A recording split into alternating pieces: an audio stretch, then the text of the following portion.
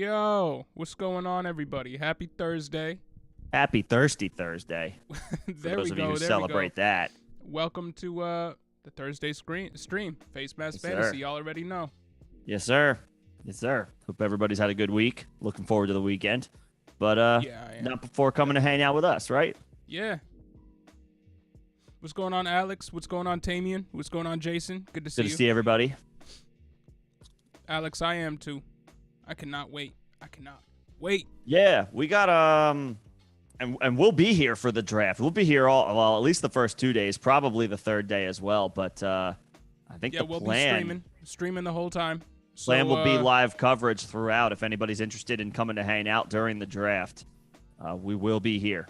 So if you want to throw the draft on your TV and then throw it on mute and listen to us talk about everything that's going on, or just flip-flop between the two, we'll be live just like the TV will. So, yeah. Yeah, I mean, obviously, don't need to explain to you guys this. We will be focusing on the fantasy element of all of the draft picks. Maybe less so as it pertains to the team. I mean, we can get into it. I know we received during the season some IDP questions, so I'm sure there's people who are, they play in IDP leagues, so they might be interested in the fantasy fallout from defensive prospects getting drafted as well. But that's the angle. We'll continue with that. Our coverage won't change too much just because it's the NFL draft. But yeah, you can expect to see us over the course of the weekend if that interests you. Yep, and I can't wait. I can't wait. And to answer your question, the NFL draft, the first round will be on April 28th, and then the second, third, and fourth, or just second and third? Second and third will be the second day. Will be on April 29th, and then Saturday, April 30th, we will also be live doing all the other rounds. So that one's going to be a long stream. it's going to be a long stream, and we're going to be talking about it. What?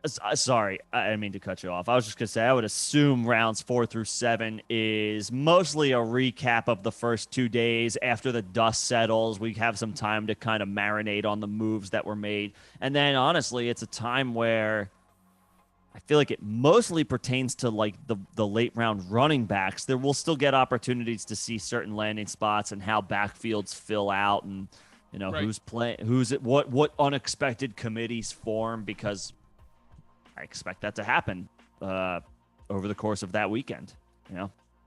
Yeah, I mean, we just talked about a 7th round running back last week, or in last live stream, Kylan Hill. There will be a ton of guys like that, guys like Khalil Herbert, guys like Jamar Jefferson from last year, that will be drafted in rounds 4 through 7. That some of them will be fantasy viable. Wasn't Kenny Gainwell a 4th round pick too? I think they got him in the 5th round. There you go. See, I mean, there will be people there will be prospects to talk about in rounds 4 through 7, but you're right. For the most part, it will be, or at least 50-50, be a recap on that last day. Sure. So, maybe we don't go all the way through the 7th round, but yeah, I mean, it's gonna be a fun weekend. Lots to talk about. Yep. And Tamian, will Master Teague and Kolar be drafted? I think Kolar will, for sure. I'm not positive about Master Teague, but he will be one of those guys probably in the 6th or 7th round who will be drafted around there, who may have a chance to make an NFL impact. We'll definitely be digging into that during the draft. I mean, yeah, with prospects like this on the lower end, and especially a running back, there are guys who these days you expect, like, oh, this guy's got 4th round talent, but then he doesn't get drafted for reasons XYZ. Teams are starting to come around, not all, and not, every front office is different, but teams are coming around to the notion that running back is a relatively replaceable position, probably one of the most replaceable positions on a roster. And so you don't have to spend capital on these guys. They are on, that you can get away with undrafted signings at the position. So he he's one of those. He falls into that category. He could go in the 5th round. He could just go undrafted, and then we'll see what happens on that following week. But we saw it last year with Jarrett Patterson. Jarrett Patterson was an undrafted free agent who made an impact in the NFL last year, for sure.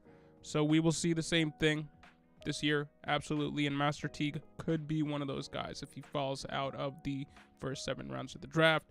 He could be a UDFA who, makes an NFL roster and ends up playing some meaningful snaps and being a fantasy football viable running back. So we'll see. I don't know who you're talking about do you know who Purdy Boy is? Do you know? So you got to be a little bit more clear on that. Purdy Boy, Purdue. Are we talking about the only one I can think of is Purdue and talking about David Bell, who will get drafted. Just don't know where specifically. And he's been a bit of a faller in this pre-draft process, if that's who we're referring to. Yeah, I don't know if this comp is a little bit too harsh for David Bell, but is he Devin Funchess? Oh no. Yeah, don't take that with a grain of salt. I'm just throwing that out. I need to do a deep dive on him. We should do a deep dive on him. But who do you think will draft Brees, and who do you think will draft Drake London? The landing spots for Brees range from, you have to start with who has picks at the end of the first round, because he's not going to go before that. Arizona, Buffalo, obviously a team could trade up into the first round if they wanted to, if they felt like Hall was worthy of that type of selection.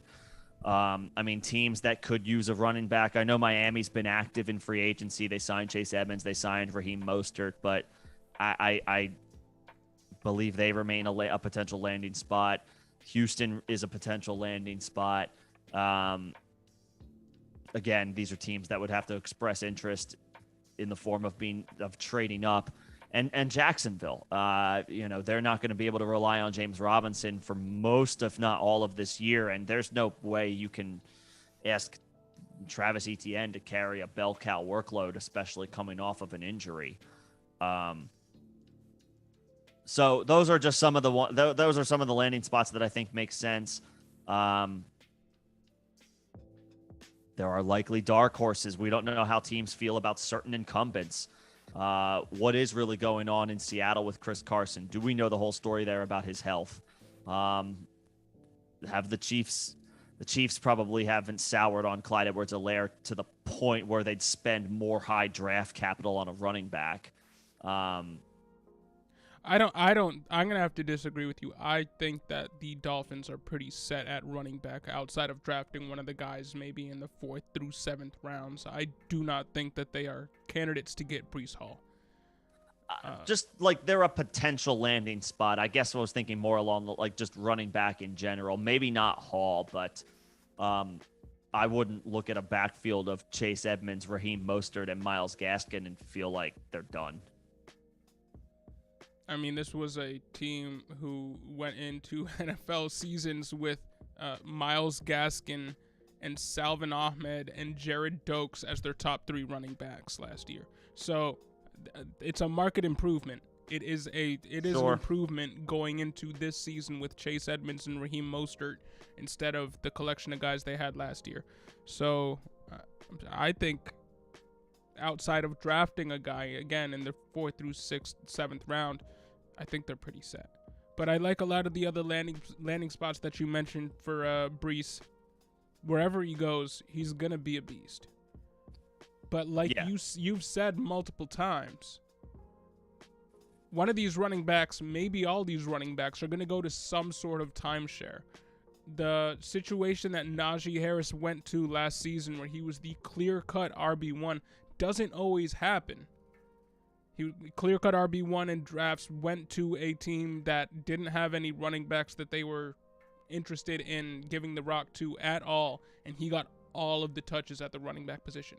one of these backs, maybe two of these backs that we think will be drafted early might go to a timeshare. So it's something that we do have to look out for. Maybe one of them goes to Arizona because it's been clear that James Conner can't handle a full workload, and Arizona has seemed to be comfortable giving two running backs a split work. So maybe he goes there, something like that. What about Drake London? London figures to be a first-round pick, and it could be a high first-round pick. I mean, he's being mocked as high as 4th to the Jets. I mean, in this day and age, outside of a select few teams, you can't rule out wide receiver for anybody. This is the way the NFL has gone. You want your receiver room to run 3-4 deep. I think the Jets are in play as high as 4. I think the Falcons are in play at 8. If Carolina doesn't find themselves in a spot where they feel like they should draft one of the quarterbacks at 6, I think they're in play. That's just some names or just some teams in the top 10. The Eagles will be in play with their 3 first-round picks for a receiver. The Saints will be in play for a receiver. I don't know that London lasts as far. I believe they have 18, but they'll be in play. There's a lot of teams. Where did the Bears have a first-round pick this year, or was that they traded that last year to the Giants? I mean, the Giants probably aren't in play because of the contract they just doled out to Kenny Golladay, and they just drafted Kadarius Toney. But I mean, they could. I mean, the next best is Sterling Shepard. Has also, Sterling Shepard has not stayed healthy and is a solid player, but not a great receiver. Getting older too. Getting older as well. So there's an opportunity, and the Giants. I mean, John Mara himself has said that they have failed as an organization putting talent around Daniel Jones. This was this offseason he said that. So that's after the Kenny Golladay signing. That's after the drafting of Kadarius Toney. So they're in play. Washington is in play. There are a lot of teams that, Cleveland could be in play. No, never mind. Their first round picks are gone. Yeah, I mean, yo, Jason, thank you for becoming a member. Much appreciated. Oh, that's awesome. Thank you. Appreciate it. Thanks, Jason. Yeah, I mean, the landing spots are endless, and that's not just with London. That's just with receivers in general. That's where you want to go as far as filling out your offense these days. It's a passing league that favors the offense and favors the passing game. London's going to go, and he's going to go high. I would be surprised if he's still on the board by the, let's just say conservatively, the Saints or the Eagles around pick 18, 19. Yeah. But I've seen him go as high as 4 to the Jets, being mocked. It's just a matter of who likes him. And there was a rumor today, or at least a Twitter rumor. You got to take Twitter rumors with, again, a grain of salt. But yeah, it said that Matt Miller spoke to an NFL scout who said that the Ohio State wide receivers both of them will be drafted higher than everybody else. Everybody is currently thinking they will. I think Garrett Wilson's So Drake London might drop a little bit because he could. I mean, Garrett Wilson, Chris Olave, these guys are going to get drafted high. They are. I think so. I think they're well thought of in all circles. I mean, Ohio State has been a program that has churned out high-end talent at the position for a long time now, multiple years running. And again, I said this on the last stream, scout the player, not the helmet, but sometimes the program itself is hard to ignore. There's been strong talent at the wide receiver position to come out of Ohio State in the past, decade even. So... Yep. And they both look like they're pro-ready players. Garrett Wilson's getting comped to the likes of Jalen Waddle and Deontay Johnson. Chris Olave is being talked about as the smartest receiver in this class, just understanding not just where he needs to be on the field, but where the opposing defense is and where he needs to be to make a play. Just like a savvy, smart, player. The type of stuff that you just can't teach. Well, maybe you can teach smarts. You can't teach the work ethic. What's your comp for him right now? Olave? Yeah. Is it Deontay Johnson with a little bit more speed? Is it? Could be. I mean, I think that's Garrett Wilson. Okay. But they're very similar players, I think. I mean, a player who has, and I know that take this with a grain of salt, but a player who was always billed as being incredibly smart. This predates a severe injury that questions his current mental makeup right now. Not to rag on a guy, but Antonio Brown was always billed as an incredibly smart football player, an incredibly smart receiver that didn't just know the ins and outs of the route tree, but knew exactly where he needed to be relative to where the defense is. Olave's bigger than AB, and I'm not going to put him on that pedestal, but just that from a perspective of just football intelligence, football awareness, I think Olave is being billed incredibly high. Teams are going to take that into account. Yeah, and you've spoken about it many times. He is the type of wide receiver that you prefer over the alpha outside gigantic build wide receiver. You have grown to really appreciate and seek out the 6 foot, 5'11", 6 foot, 6'1" wide receiver who's more of a technician versus and can work all over the formation versus the guy that's strictly set to be or looked at as an outside alpha wide receiver one, like your DK Metcalfs and your Cortland Suttons and that sort of thing. Mm-hmm. Yeah, I mean, there's reasons to like all of these guys for different reasons, but yeah, those have been players that I have typically gravitated to. And Tamian, before we get to any other questions in the chat, what will the Chargers do in this year's draft? It's kind of an enigma, but they are definitely a team who could use a running back to... They drafted a running back in the past 2 seasons, Joshua Kelly, and 2 years ago, and then there was Larry Roundtree, and those experiments haven't worked. But they've been insistent on putting other talent around Austin Eckler, kind of dating back to their Melvin Gordon, Austin Eckler RB1, RB2 days. So I think they don't have many weaknesses right now. I would say they have one. What's that? And this is a good draft to have this problem. They need offensive line. Yeah, they have their left tackle. They absolutely have their left tackle. But they could use some help on the right side. And honestly, they could probably use a left guard as well. This is a good draft to have needs along the offensive line. I would say that's probably the Chargers' biggest need. Especially the right side of the offensive line. That was a weak spot for them last year. It's easy to miss that type of stuff because Austin Eckler is the type of player to overcome bad offensive line play because you can just throw it to him. And he's a hyper-efficient player. But they could use offensive line help. I would say that's their most glaring need. And again, this is a good draft to have that need addressed. So I think they could take a stab at both positions. I mean, this is a draft where the running backs are getting a little bit more hype than we thought they would. Yeah, they're getting some love. Outside of Isaiah Spiller, but we won't go there. Yeah, we can, but we don't have to. We can, and honestly, we should make a video on why Isaiah Spiller is falling so much. But Tamian, thanks for being in here. Thanks for your questions. Hope that answers a few of them. Jason, once again, thanks for joining as a member. Yes, sir. Appreciate it. And who are some 2023 prospects that we should be keeping an eye on? Looks like there's a follow. Like you're aiming for a rebuild. I guess the question to the question about that to follow up, if you're aiming for a quick rebuild, remind me, is it a Superflex league? Because I believe so. Yeah. Because if it's a Superflex league, all those comments in the chat last stream, and he had that big chunk of questions there. So I think yeah. And again, Jason, now that you're a member, we can schedule you for a call to go over your team in depth, 1-on-1. So yep.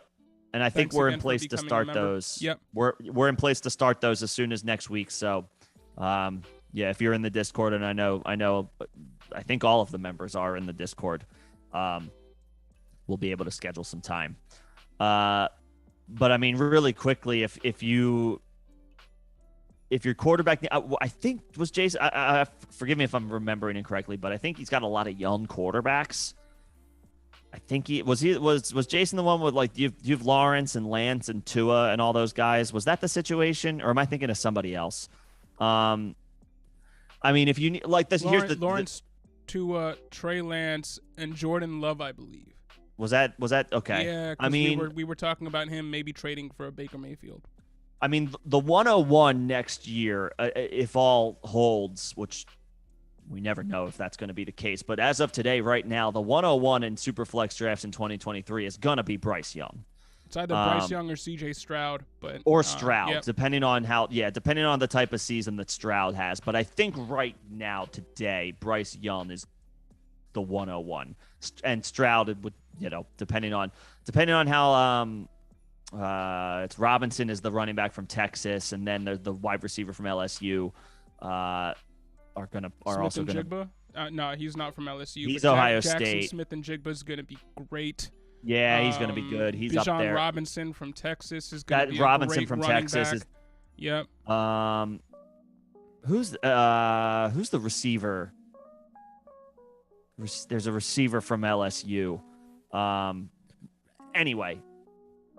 If you want to aim for the 2023 first, Jason, that would be, I would say, if you're trying to get, if you think it's going to be high, if you think it's going to be in the top 5, you'll get your shot at Bryce Young or Stroud, CJ Stroud. Or if you can get the 105, I mean, I think it's fair to say John and I would both advocate at this point for, at the 105, depending on the receivers that go right before it, Kenneth Walker is going to be in play right there. Yep. And so if you want that running back, if you're looking for a quick rebuild, there's no better path, I think, to yes. And honestly, it's not a given that he's going to be there at 105.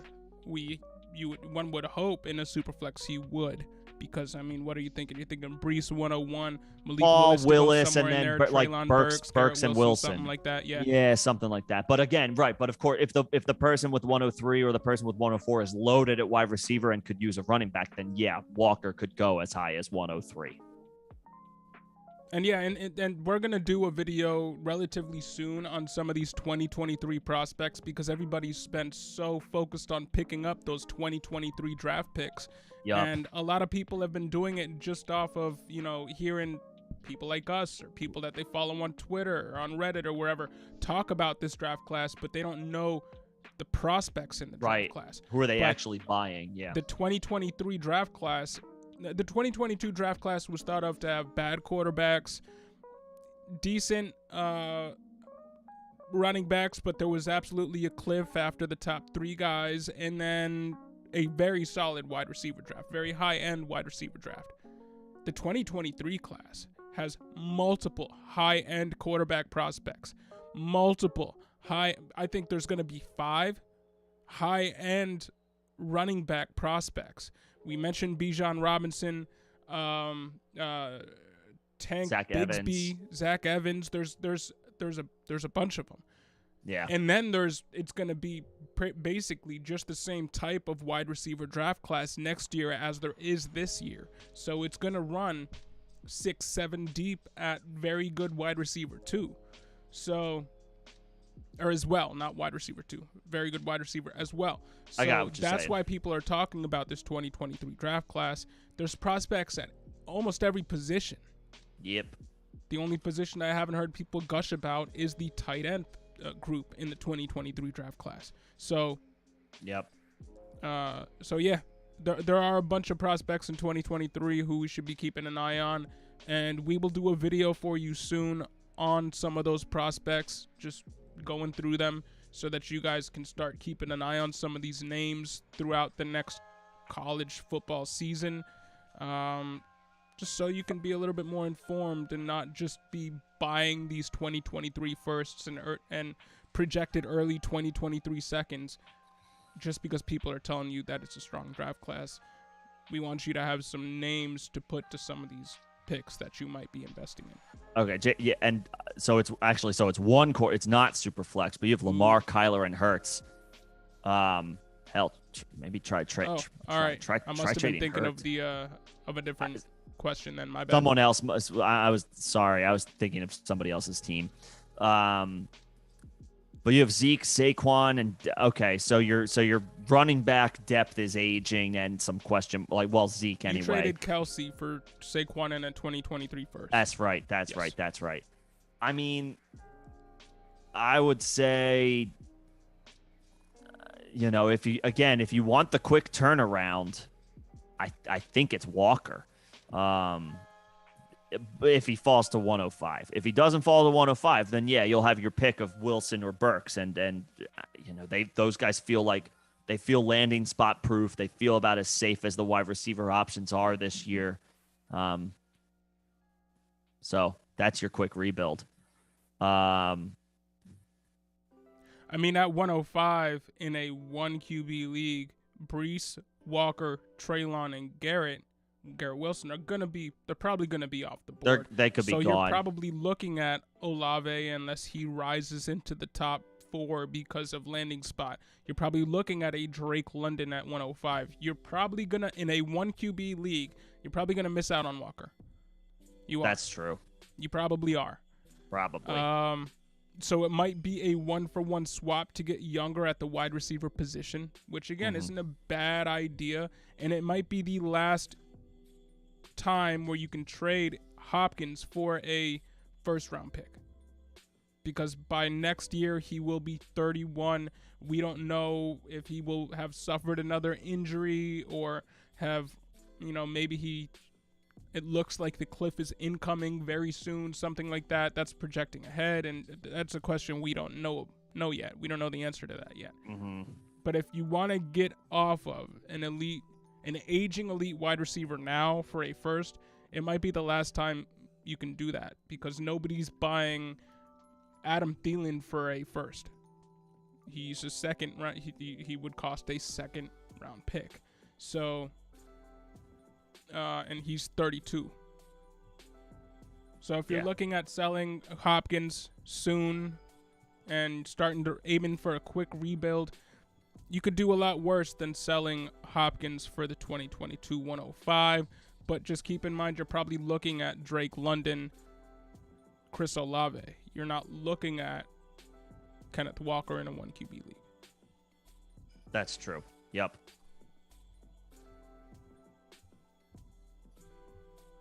And Brock Purdy is Brees Hall's quarterback. I haven't heard anything about him. Have you? Not much. Is he Iowa State? Yeah, Iowa State. I mean, quarterbacks always rise. I feel like he's a UDFA type because there are 5 quarterbacks ahead of him.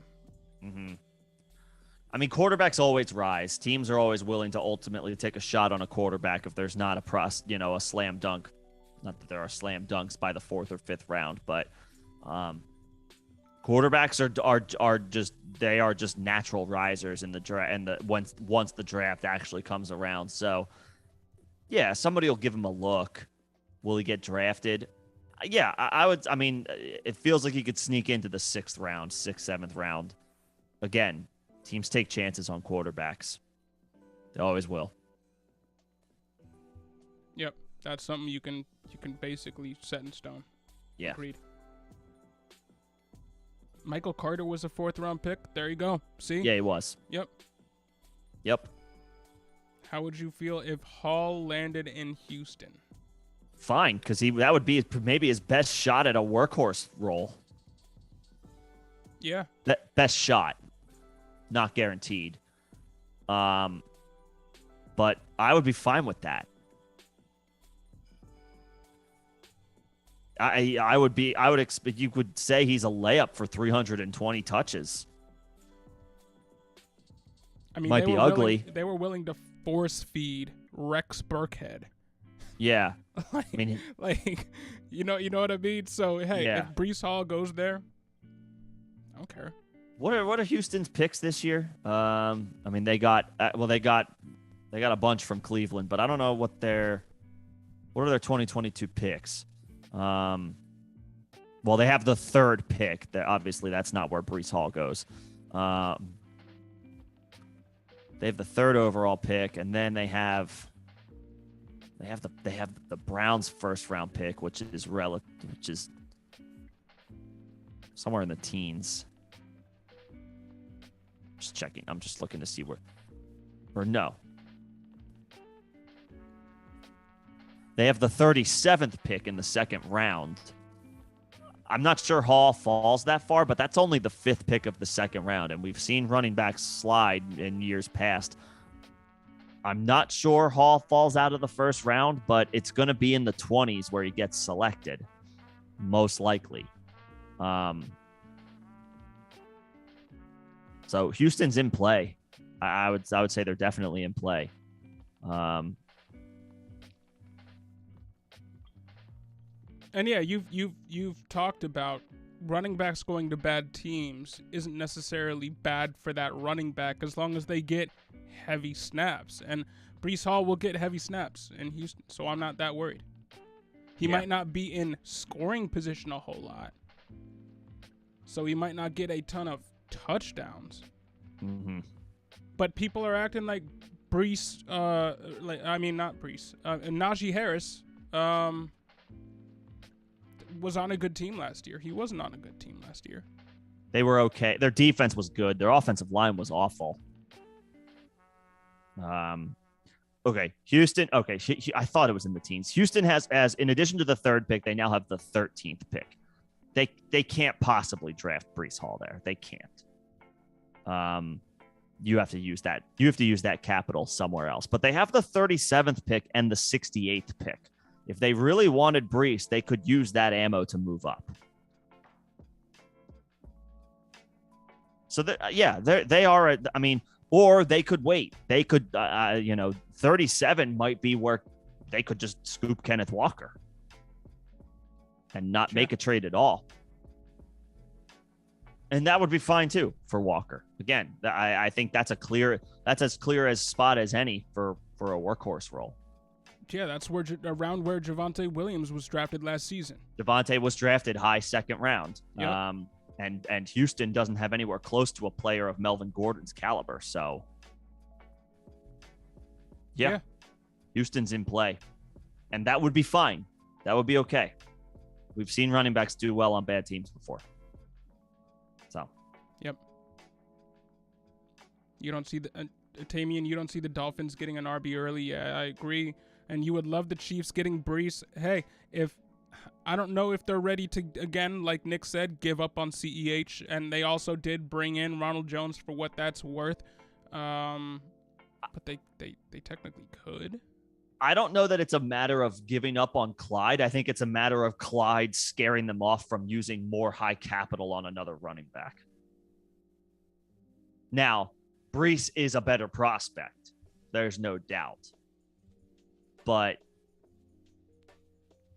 they have other needs, Kansas City. They need another wide receiver, and they could use some help on defense, especially because it looks like, I mean, by all accounts, we still don't know where Honey Badger's going to land, Tyrann Mathieu, but it appears to be anywhere other than Kansas City. So they could use some help on defense. They have other needs. They're a prime spot to use high draft capital on a receiver, I would say.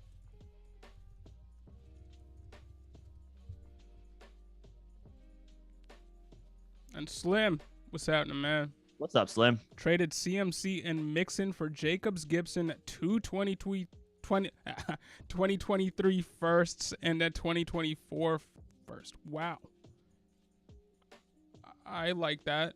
Yeah, did we get this? Was this in the Discord? I remember seeing something. Oh no, maybe not the Mixon. Maybe Mixon wasn't included. But I mean, yeah, you got younger at running back and you picked up multiple first round picks. That's a win. And Nick's been a huge fan of both Jacobs and Gibson. Gibson more than Jacobs, but Jacobs has been a top 12, 16 fantasy.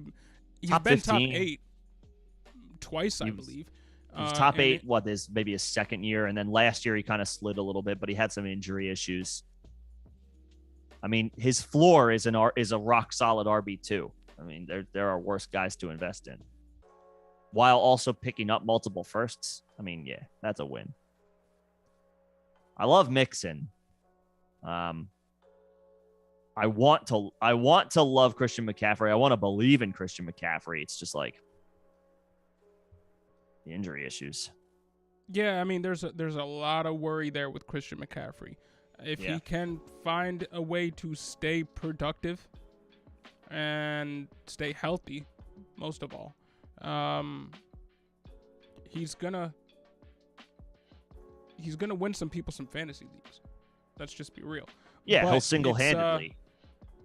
It's worrying. You have to worry a lot about him because of how often he has not been available for your fantasy team. Is he the best, or at least one of the top 3 best running backs at the position when he's healthy? Absolutely. But yes. You can't guarantee that he's going to be healthy, and that is the problem with him. No, I like the trade. Did we?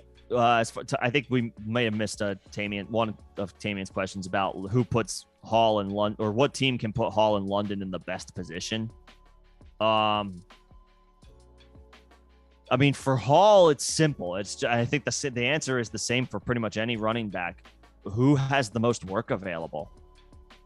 And I'll go back to Houston. I know Houston's a rebuilding team whose roster needs a lot of work and needs a lot of pieces infused into the roster, but I would say it's Houston for Hall, because I would say they are the team with the most work available in their backfield. Jacksonville might be up there as well. I know Travis Etienne is coming back, but there's a lot of work available there. Anything else could be a good situation, say like in Arizona or a Buffalo, but he's going to be splitting work with James Conner. He's going to be splitting work with Devin Singletary. There aren't players of that caliber in Houston's backfield. No, nobody's worried about Rex Burkhead. I mean, he's 31, not at this point. Yeah. As far as London, the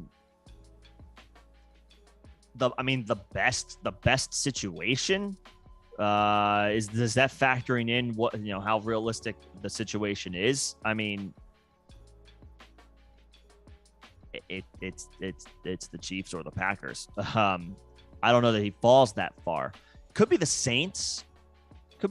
We've seen Jameis. I mean, that could be realistic if he slides a little bit. We've seen Jameis Winston support multiple high-end fantasy options before at the receiver position. And outside of Michael Thomas, they just don't have somebody who can probably rise to that occasion.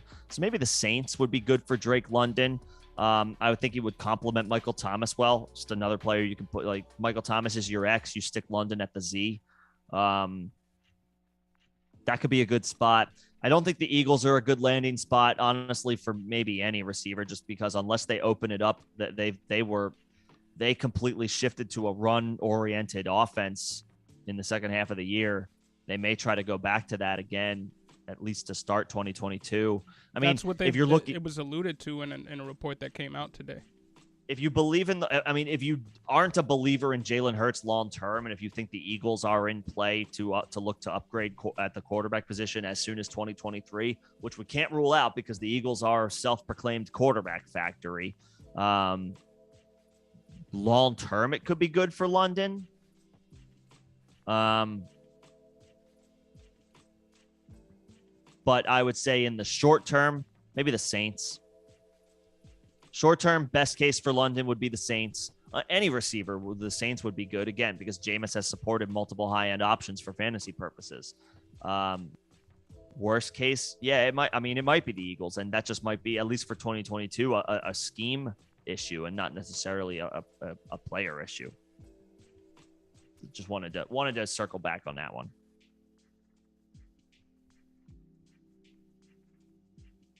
P. Diddy Pop Diddy Puff, thanks for joining us, man. What's going on, P. Diddy? Opinion on Michael Carter? I've warmed up to him. I don't even think you warmed up to him. You've just been high on him for a while. Not last year. Not last year. I wasn't. I was. I don't think I had. I don't think I had any shares of Michael Carter anywhere. Me and my 150 best balls, or however many it was. This year I am. What are the Jets? What are the Jets draft picks this year? Obviously, they have the 4th pick. They're not going to use it on a running back. What's their? They have 4 picks in the top 38, and they have 9 overall. The Jets are in play to draft a running back. You want to talk about timeshares? I mean, they did utilize Ty Johnson. They did sign Tevin Coleman. Did they bring Tevin Coleman back? I think they did. But yes. I mean, yes, they did. Yeah, so he's a favorite of the coaching staff. I think that's all that is. Yeah, I guess what I was trying to allude to is these aren't names that would, I think, prevent the Jets from exploring drafting a running back. They have other needs, wide receiver certainly being one of them. They could definitely look to upgrade offensive line, and I think they will. But at the end of the day, they're going to sink or swim with Zach Wilson, which means they need to put pieces around him, and that could absolutely include a running back. So, do the Jets add to the room and take touches away from Michael Carter? They could. Again, he was, and this was already alluded to, he was a 4th-round pick. So the draft capital isn't awful, but he wasn't a 2nd-round pick, say, where I would argue the draft capital is in Michael Carter's favor. It's kind of, it's like neutral. 4th round. I mean, that's not high draft capital. But he showed a little something last year. He performed pretty well here and there. No, I think he is a committee back. I mean, in college, he had Javonte as a running mate, and Javonte was picked again early in the 2nd round. I think Michael Carter is a committee back, but I do think he can be and showed enough last year to be the 1A in a backfield instead of the 1B. Yeah, depending on who they add. And right, they're not going to be in play for Breece Hall. I somehow doubt that they are in play for Kenneth Walker. But they could be in play for a James Cook. A complimentary piece. So I like Carter. I'm more in on him this year than I was last year, but we just got to keep that in mind. The Jets are going to have Zach Wilson on their mind throughout the course of this draft process and putting pieces around him. And while I think the 4th pick is very likely to be, they've been wide receiver, just the position in general has been heavily mocked at 4 for the Jets. There's also offensive line prospects that they will have available to them in those top 38 picks. And I expect they will use 1, if not 2 picks on an offensive lineman. But don't rule out running back. That's all I'll say. Mekhi Becton was projected to be their left tackle of the future, but he struggled a little bit last year. It wasn't a great rookie season, which take with a grain of salt. And now it looks like he's going to be their right tackle of the future, and they still need to fill in that left side of their O-line. So, yeah. Excuse me a second. Do it. This is going to be an opportunity for the Jets to bolster their offensive line, and that's a good thing for Michael Carter. But I do think that they are in play to add to their backfield as well. So we'll see.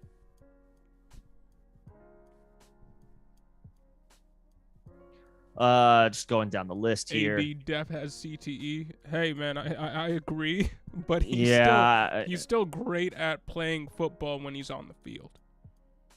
When he's on the field. That caveat, and prior to that happening, he was one of the smartest players on the field on any given day.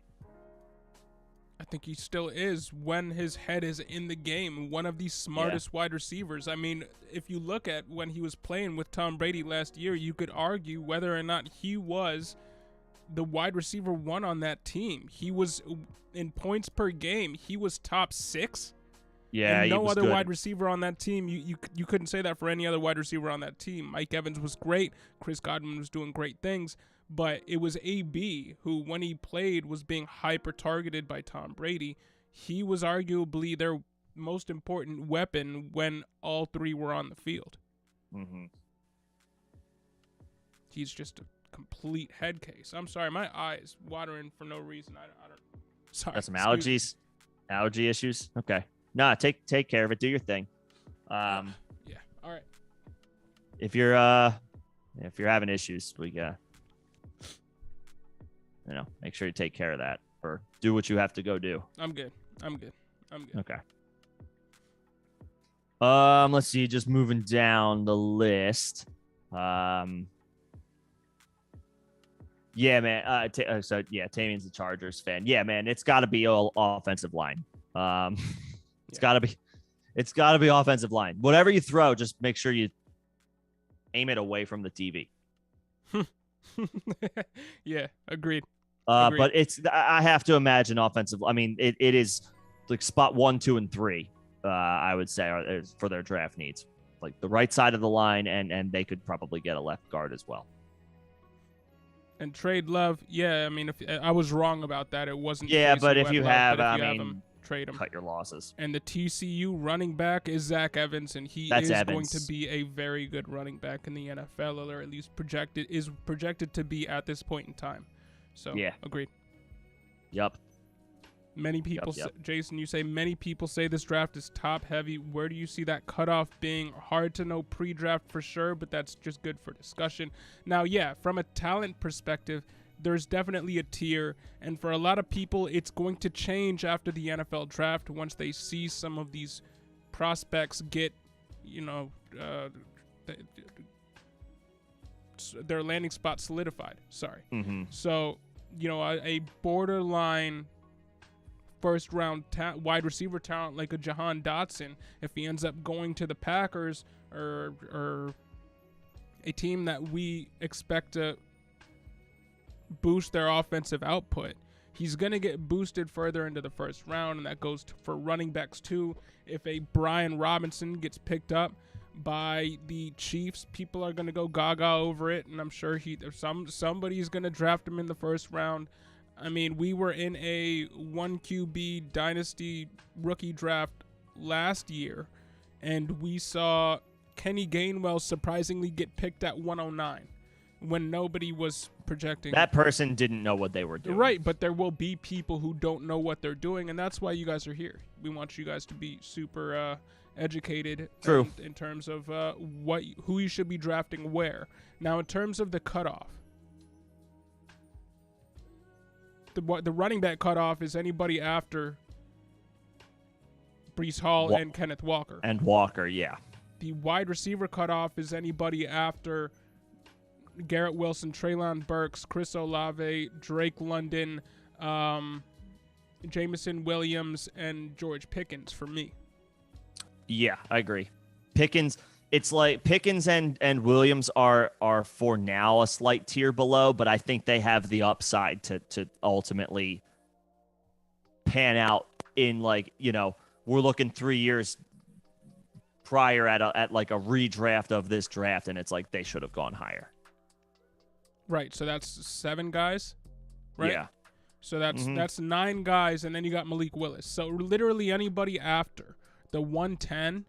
Yeah, the end of those last couple picks of the first round is like maybe try to trade down or trade up if you have a an extra asset, if you want to move up, or trade back and get some additional capital. Because a lot of people like Jahan Dotson, a lot of people like Rachaad White, a lot of people like Brian Robinson, a lot of people like Zamir White, a lot of people like a lot of these players that are firmly after the tier dropped for us. Yeah. And the landing spot will dictate where they go, and maybe one of those guys goes at 108, 109, and it pushes the tier down a little bit. But I traded up into the I traded into the 103 spot from the 109 for a reason in a Superflex league that Nick and I are in. Because get out of that gray area. Right. I didn't want to be in the gray area. I wanted to control my destiny with regards to the high-end talent that is available in this draft. Mm-hmm. So it's right around 110. And if you have 111, 112, and you can throw on a 2024 second to move up a few spots into 108, 109, that territory, which, I mean, you're not going to get one of those very high-end prospects, but it will still guarantee you a George Pickens, maybe Pickens. a Jameson Williams, maybe a Drake London if he goes to the Jets and people don't love his landing spot, but Williams and Pickens go to landing spots that people love, like the Chiefs or the and Packers. Yeah. Exactly. Then you see a guy like that fall. But that's where the teardrop is for me, and that's why people were saying very early into the off season that if you had a later round 2022 pick, that you should be trying to move it into 2023, because we were worried about that teardrop. Mm-hmm. Yep. And you already got to Jason Fewer's question there. Yeah. Logan, yeah. What's going on? What's going on, Logan Hampton? What's up, Logan? You asked this question last stream, but you had to get back to work, so you didn't get the answer. Hey, sorry about that. We didn't get to it quickly enough. So Work's a who's pain the like best that. Atlanta wide receiver to pick up? Nick did a great video on this. That is scheduled for tomorrow, so you want to give a little bit of a overview on that? Sure. I mean, I guess my long-term answer there is he's not on the roster yet, but the player that you're hoping to acquire is not on the roster yet. But as far as free agents who are all available on the wire, I think it's Auden Tate, who just signed with the team. Prior to the signing, Atlanta boasted the likes of Olamide Zaccheaus, Kadero Hodge, and Frank Darby. If you want to go with and Cordero Patterson, he's an offensive weapon. I don't put him in any one. He's any one box. He's a do it all type of Swiss Army knife who is most certainly not a free agent who's available to pick up. If you want some type of continuity, it's Zaccheaus, just from being on the team previously. Although I don't know how much stock you could put into that because Matt Ryan's not on the team anymore. I am cautiously optimistic relative to expectations for Marcus Mariota.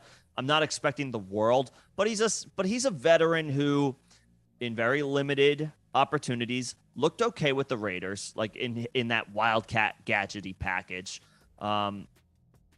And he got a spot. It wasn't a start. Derek Carr exited the game early in one game last year, and Mariota filled in and looked okay. It was 3/4 of one game, but he looked all right. I think he can lean on a little bit of experience now, which will help him in a way that a 22, 23-year-old just doesn't have yet. Auden Tate can kind of lean on a similar. He's got experience to his name at this point. Still only 25. He's 6'5", 228.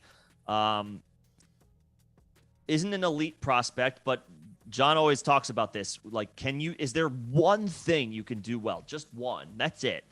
And he's got above average speed for his size. Tate does. So the competition is wide open. Atlanta's got the 5th most vacated targets in the NFL right now. So the opportunity is right in front of all of them. But I think this is a low-key signing for the Falcons. Tate showed out a little bit in his sophomore season. Injuries have kind of gotten in the way, and then he was just a numbers crunch as a result of a logjam in Cincinnati at the wide receiver position. I think if Tate can lock down one of the outside jobs, which is no guarantee. Again, he was only signed for like a $1.12 million contract. So as likely as it is that Tate lands a starting spot for the Falcons, it's almost equally as likely that they just release him. But again, this is a free agent pickup that you should probably be able to do for $0 to $1.5. I think Tate's got this is as good an opportunity as he's going to get. I do want to caveat that. I do want to caveat that with you kind of, when I mentioned Cordero Patterson, you said that he's not available on your wire, so you weren't really talking about him. I assume that's the case, yeah. But last year at the end of the season, Cordero Patterson didn't do very well. He got you into the playoffs, but he wasn't winning you any playoff games. And so the thought process or the general consensus on him is probably low. as an aging wide receiver / running back hybrid who's going to have to deal with Mariota instead of Matt Ryan, and is probably going to see it look more like end-of-the-year Cordarrelle Patterson moving forward than anything resembling what he was in the beginning of the year. But if you were to look at the areas of the field where Mariota wins at, where Mariota targets, it's the areas of the field where Cordarrelle Patterson operates. He was a short to intermediate pass game wide receiver who would just outrun people on almost a play-to-play basis whenever he was targeted. Plus, he buoyed that with having some rushing production. And considering he's basically going to be in the same spot as he was last year, yeah, I think that if you are a contender, Cordarrelle Patterson should be a trade target for you. Sneaky buy low. Because what are you going to have to give up? A late second for a 30-something-year-old hybrid player, mid second maybe, a 30-year-old hybrid player who Did he turn 31? I believe so. Yeah, he did. He turned 31 actually just a couple year, weeks ago. And will be having to deal with Mariota instead of Matt Ryan one season after his only fantasy relevant season in 8 years in the league. Yeah. So to me, considering what you have to pay to get a guy like Cordarrelle Patterson on your team, I would rather throw out a deal. See if you can land, or just ask the owner. See if you can land Cordarrelle Patterson. Only if you're a contender. Right. For a late second, maybe 209, 210, if you have something around there. If you have an earlier second, see if you can get a third back or something like that in 2023. Something like that. Play around with it.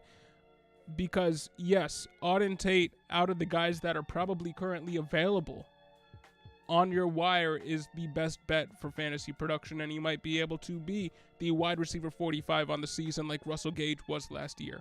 But Cordarrelle Patterson shouldn't be forgotten just because he's old and faded down the stretch and now has Mariota as a quarterback. Because I think Mariota will target Cordarrelle Patterson over any of the outside guys because that's where Mariota feels comfortable.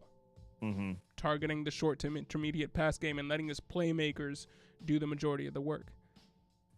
And Arthur Smith is, probably the best thing to happen to Patterson's NFL career. Yes. So he's still there. The coach is still there. The offense is going to be very similar, even if the quarterback isn't. So, just ask the Cordarrelle Patterson owner if you're a contender what it would take to get him on your team. And it's not a bad call. It is a palatable asking price, I would pull the trigger on that. I would take a shot. Yep. Yeah. There you go. And Jason, cool. We're gonna be setting that up, and we're gonna try to have the first one this coming Wednesday, and we're gonna try to get the ball rolling on that pretty soon. We want to be able. We had a few technical things we needed to address because we didn't want you to just jump on a call, get our recommendations, and then peace. We wanted you to. We wanted to be able to record the call, send it to you. So if you ever wanted to go back to it, if you missed something or just wanted to get a little bit more clarification on something that we addressed in there, but are a little bit rusty on it, could go back to the video. We wanted to have a way to view the rest of your league so that we could judge where you're at. And if you think you're a contender, maybe we're looking at the rest of your league and thinking maybe now's the time to start a rebuild, something like that. So we wanted to get a few of those, a few other issues and just a few things worked out before we started jumping into that. But we are ready to start jumping into that. So we'll now that you're in the Discord, then you're a member, we'll jump on scheduling that very soon. So you won't have to wait too long to get that. And yeah, Tamian, that is a nice team. I like that team. It's a win now team. Yeah, it looks pretty good. But if you can't get so it is one quarterback. So it's it's fair to expect that Walker could be gone by the 103. We might differ here as far as our answer. I think John, you would go Burks. I would, and Burks is probably the consensus pick. Like you would get most answers, and then of course the landing spot is key. Obviously, that's what we always have to caveat.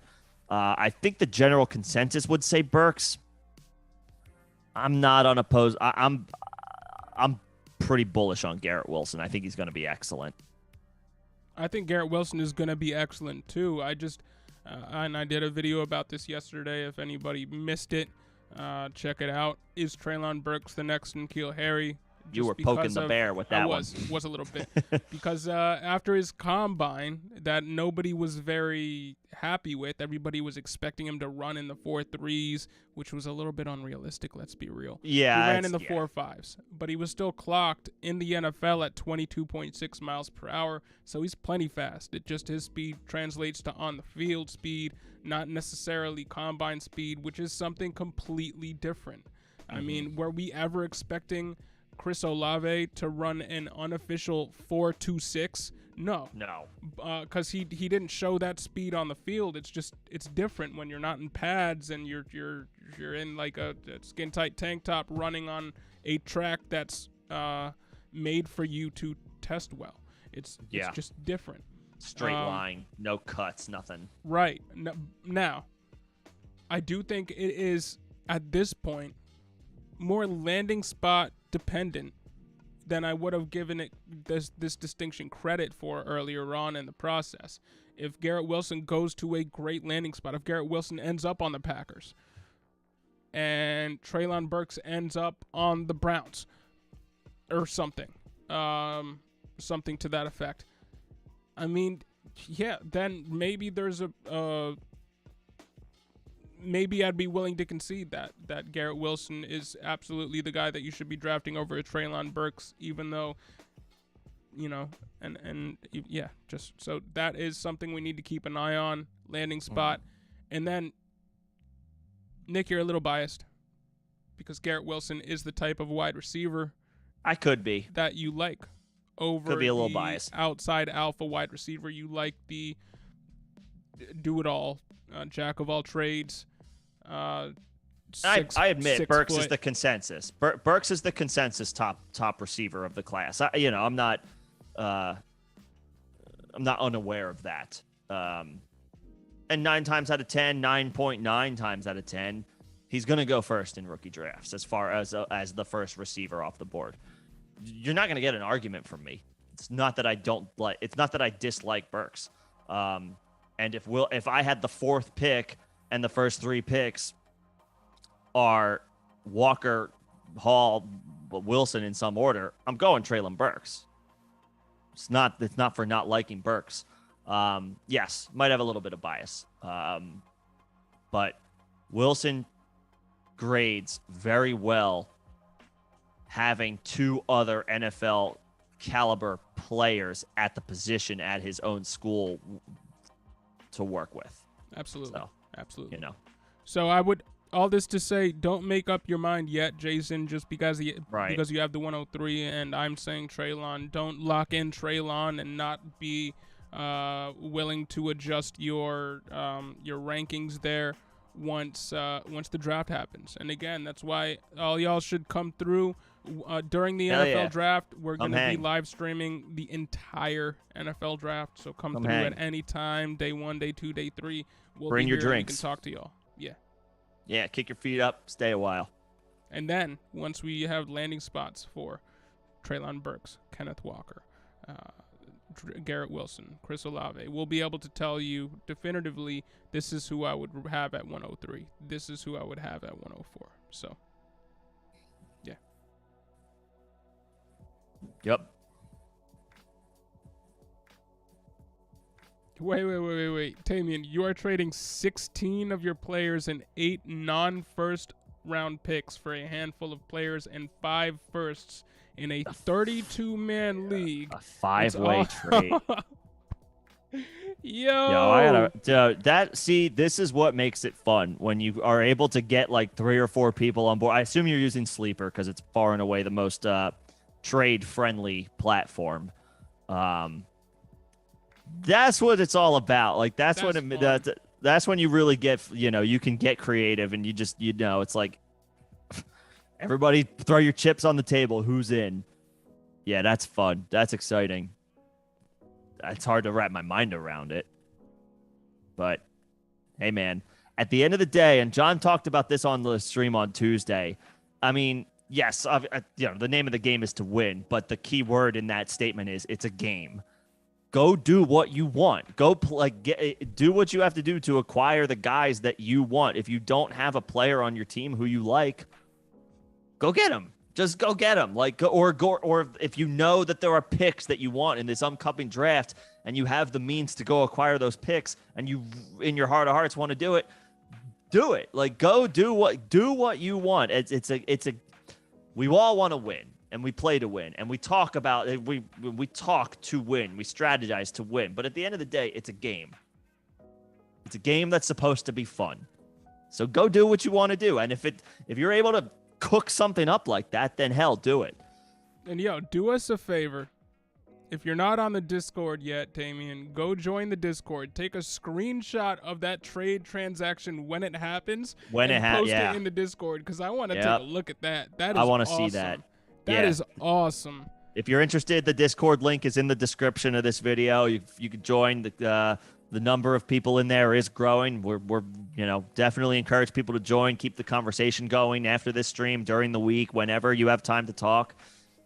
That's something that we want to see. Yo, and Tamian, how long did that take to materialize? How long were y'all going back and forth with the other 4 owners in the trade to make this happen? Right. Because I've never seen anything like that. Yeah, like how do you identify like this guy, or these are the people who I want involved, and this is what makes sense, or these are the rosters that make sense. Huge phone call and just hash it out. Like, what happened? Let us know. That's regardless. That sounds like a lot of fun. Right.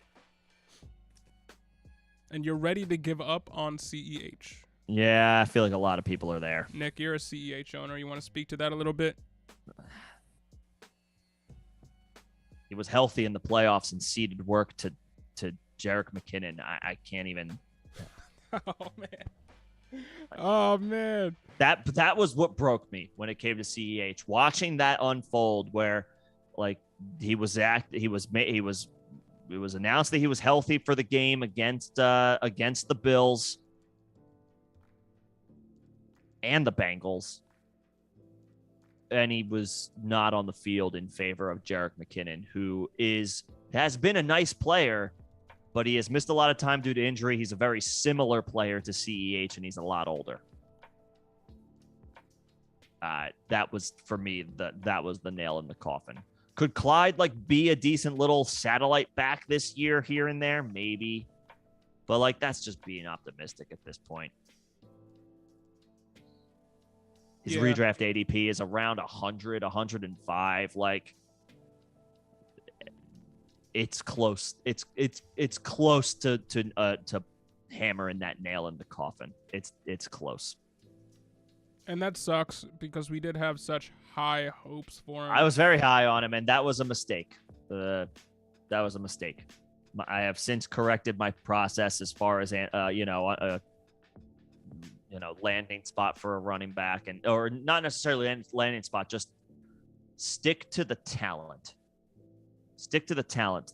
I can confidently say, and I feel like I've corrected myself. As wrong as I was on CEH, I feel like my process has corrected itself, because you can attest to this, I was higher on, we didn't get to see Travis Etienne last year, not holding that against him because of the injury. But I said and I did a breakdown on Javonte Williams. I said, I think he outperforms him this year. And I feel confident that had Travis Etienne stayed healthy for the course of the season, Javonte would have still outperformed him, because right now Javonte's redraft ADP is a low end first round pick.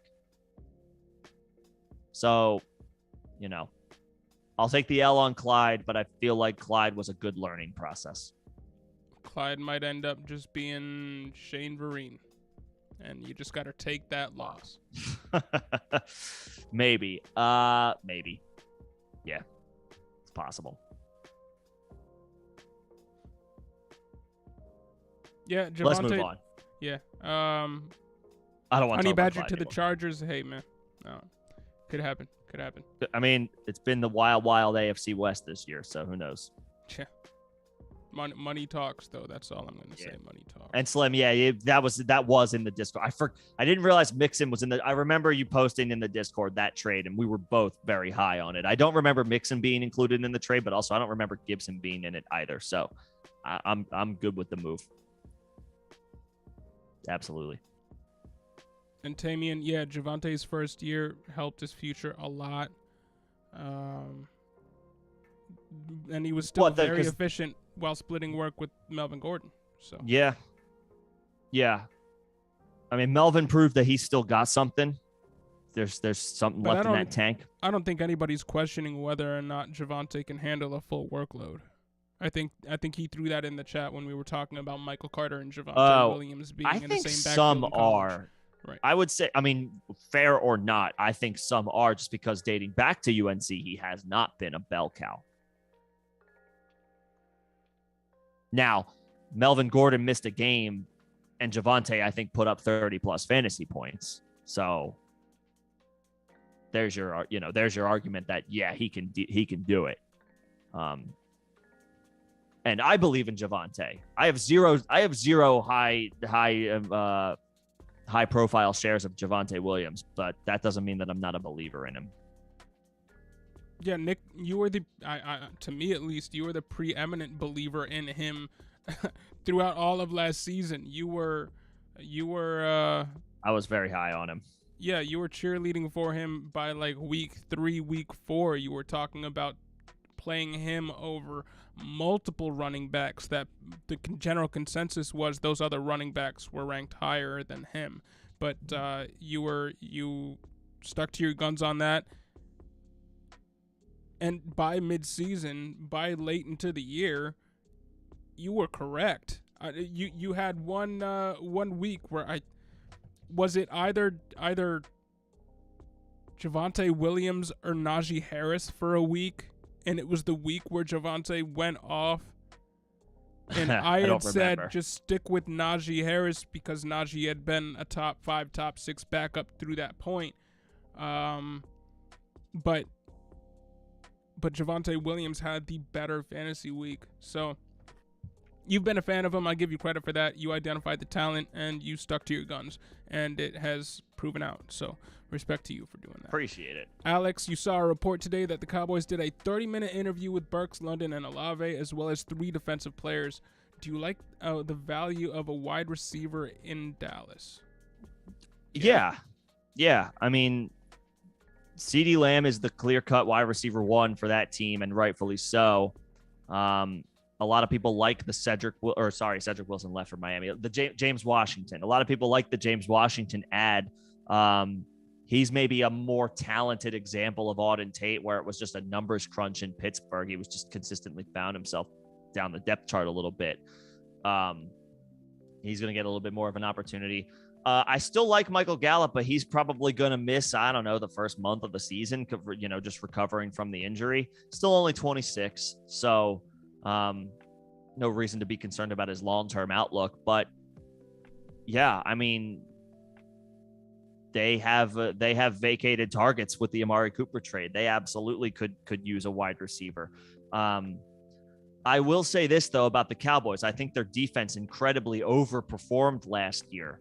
They were historically awful in 2020. And so when you're historically bad, there's nowhere to go but up, right? And they went up. And Micah Parsons looks like a player. Looks like he's going to be a perennial defensive player of the year candidate. But they need secondary help. The Cowboys do. I don't care what you say. Trayvon Diggs earned an All-Pro Trayvon Diggs award. Is the new Asante Samuel. He gets all the picks, but he doesn't necessarily make his defense. He's not a shutdown corner. Right. He's not a shutdown corner. He gave up 1,000 yards last year on the season. He's not somebody who quarterbacks are afraid to throw to. They need secondary help. And I think currently the Cowboys offense, while, yeah, and I said it earlier on the stream, you want to run 3-4 deep at wide receiver these days. The Cowboys run about 2.5 deep or 1.5 deep at this point, depending on your feelings on Michael Gallup, who I like, but, maybe isn't that elite top tier player at the position. I think their offense is good enough. I think their defense is a candidate to kind of come back to the mean a little bit unless they address the secondary. So they could go either way. But I think if I'm the Cowboys, I lean a better defensive prospect and try to get, again, we've alluded to this. The wide receiver class is relatively deep this year. They could get a guy later on. Yeah, and I mean, I'm going to talk about some of those guys right now because Kyle Bustamante, thanks for being in the chat. Who are y'all targeting around 206 in Superflex half PPR? At that point in time, I am looking at a guy like Christian Watson, who has an RAS score, relative athletic score, size-adjusted athleticism. He compares to Chase Claypool, Andre Johnson, Julio Jones. I'm not saying he's going to come in and be these players, but from a size-adjusted athleticism standpoint, Christian Watson has been getting some hype, and he projects to have, or at least after the combine showed, not projects to have, showed that he has the athletic ceiling comparable to Julio Jones, Chase Claypool, Andre Johnson. Not quite Calvin Johnson. There is one wide receiver who you can probably get in the 3rd round this year who does have a relative athletic score that was higher than Calvin Johnson. He is the one prospect at wide receiver who has had a higher size-adjusted athleticism RAS score than Calvin Johnson, and that's Isaiah Weston, so he's a guy you could look for maybe in the 3rd round. But at 206, I'm targeting a guy like Christian Watson.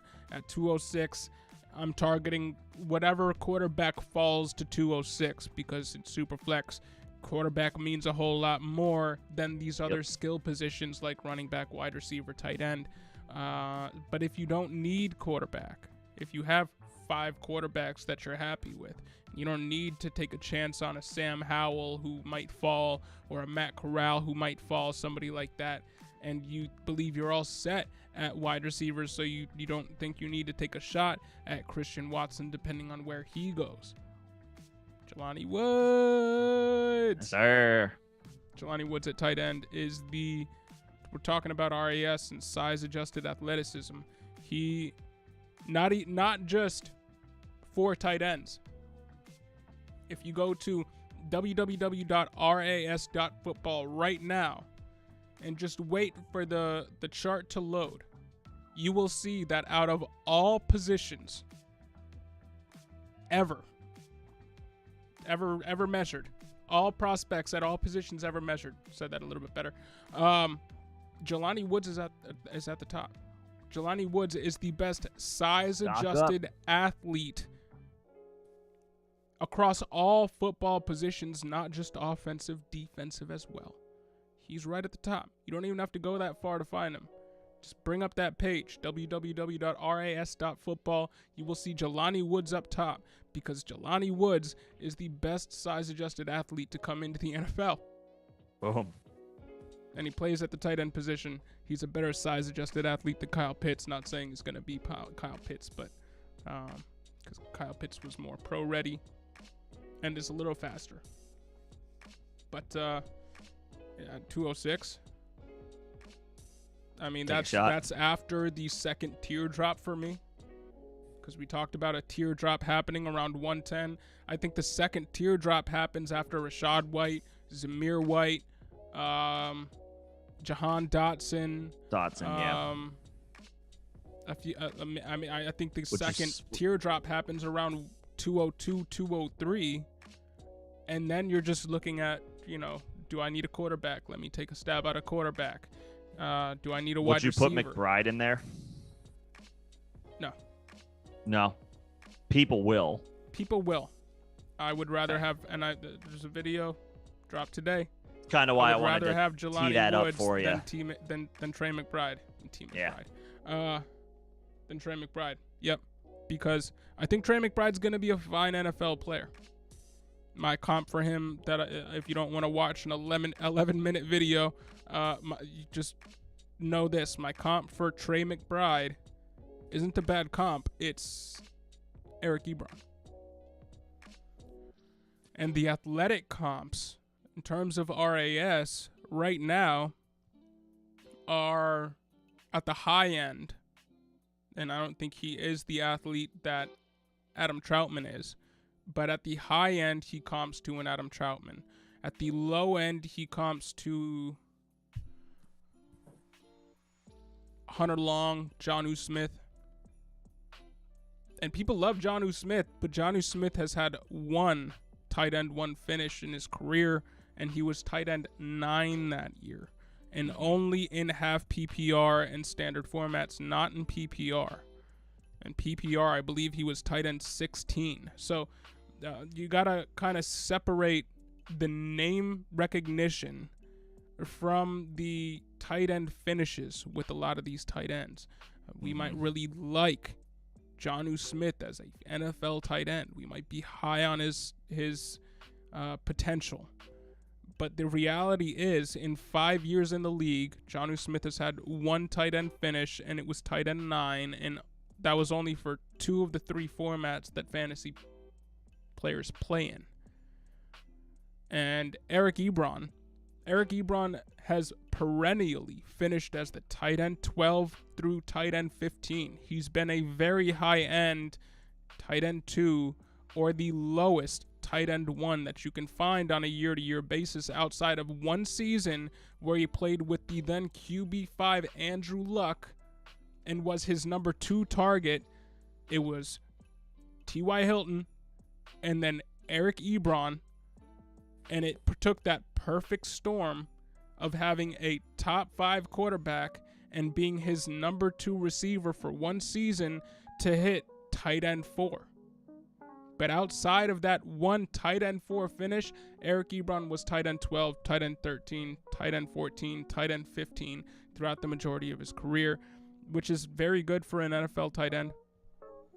Very good career for an NFL tight end. So Trey McBride will probably have a very good NFL career.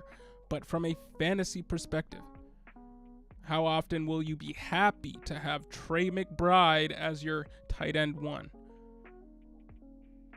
Maybe once. I mean, the best I could think of would be Austin Hooper, who he also compares to. And Austin Hooper had 3 tight end 1 finishes, 1 tight end 10 finish, and 2 tight end 6 finishes. But I referenced this in my video too.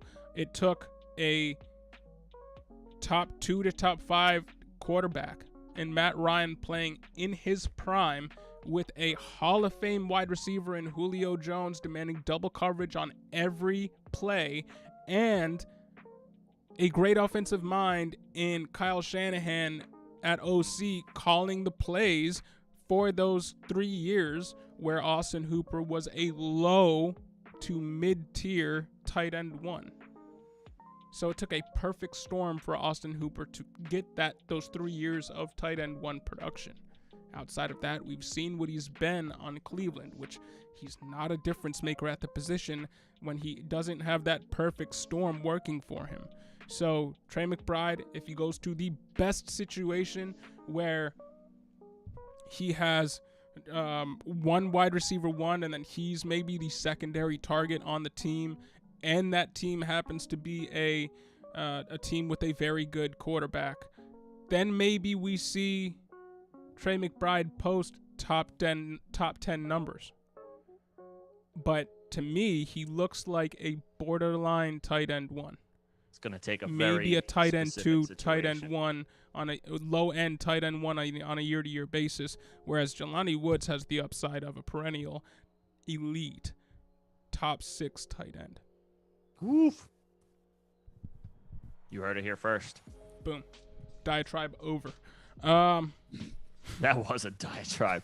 But no, that's what we do this for. yeah. So hopefully that helps. Was that? I think that was the whole. I think that was the whole to Kyle's question. Yeah, man. I hope you got your answer. I hope you got your answer, Kyle. It's my fault. I asked if is Trey teed McBride a part of that second tier break, and then you teed that up. I couldn't. I opened the rabbit hole. The short answer is the consensus will put Trey McBride in that before that second tier break, but you should not. No, and you should be looking at Christian Watson. You should be looking at Jelani Woods or one of the quarterbacks. Those two skill position players. Maybe a Zamir White if he falls. Maybe a Rashad White if he falls. I don't think he will. I don't think those players will. If they're there, you should be thinking about them too. But either quarterback, Christian Watson, Jelani Woods. And I'm going to throw in one more name since, hey, whatever. Jalen Tolbert. I like Jalen Tolbert a lot. People have comped Jalen Tolbert to having a career path maybe of a Marvin Jones. Somebody who is a clear-cut number 2 wide receiver on a football team. But if the number 1 receiver gets injured, he can step in and be perform like a solid wide receiver 1 for the NFL team and be a wide receiver 2 for your fantasy team. And even if there is an alpha wide receiver 1 on the other side, they can still perform like a boom-bust wide receiver 2 for you in the long run. So Jalen Tolbert is a guy that you should keep your eye on, but I think 206 might still be a little bit too high for him depending on landing spot. So I think so, yeah. Yeah. But third round, sure, take a flyer. Yep. So there you go. And Tamian, can you get away with not drafting Master Teague and Charlie Kolar and then picking them up in free agency instead? I mean, if it's 32, I would think anything goes. Charlie Kolar is another one of those tight ends with their RAS above 9. So if you're there, you go. Yeah. I mean, it depends on how well versed some of your league mates are, and I'm sure if you play with 31 other people, some of them are. So Kolar, I would say maybe you can't get away with. Teague, maybe. Like, I guess, not to punt the question back to you, but I guess you know your league better than we do. We know you know how many people are well versed in these prospects and who's slacking off right now. You know who's doing their homework. You know who's not, or you maybe have a better idea probably than we do. And it also depends how deep your draft goes. I'm in some Reddit leagues that I've joined where it goes into the 5th round, whereas the leagues that Nick commissions for us that I'm in is the commissioner for, not commissions. You know what I mean? Only go to 4 rounds. They're 4 rounds. 4-12. But if you're in a league that goes until 5-12, 5 rounds deep, and then maybe Master Teague and Charlie Kolar are picked up by then. But usually there is a run on, and this is this is a 32-man dynasty league. Right. So yeah, I think they're gonna be gone. I think you're gonna need to draft them. But I'm gonna give you another name to keep an eye out on if you don't get a Charlie Kolar. Another tight end with an RAS above 9 that people aren't talking about is Daniel Bellinger. So keep an eye out for him. Boom. And Tamian, Devontae Adams ran a 4.5 at the combine, right? I can look that up for you, but I do know that Jordy Nelson ran a 4.5 at the combine. Allen Robinson ran a 4.5 at the combine.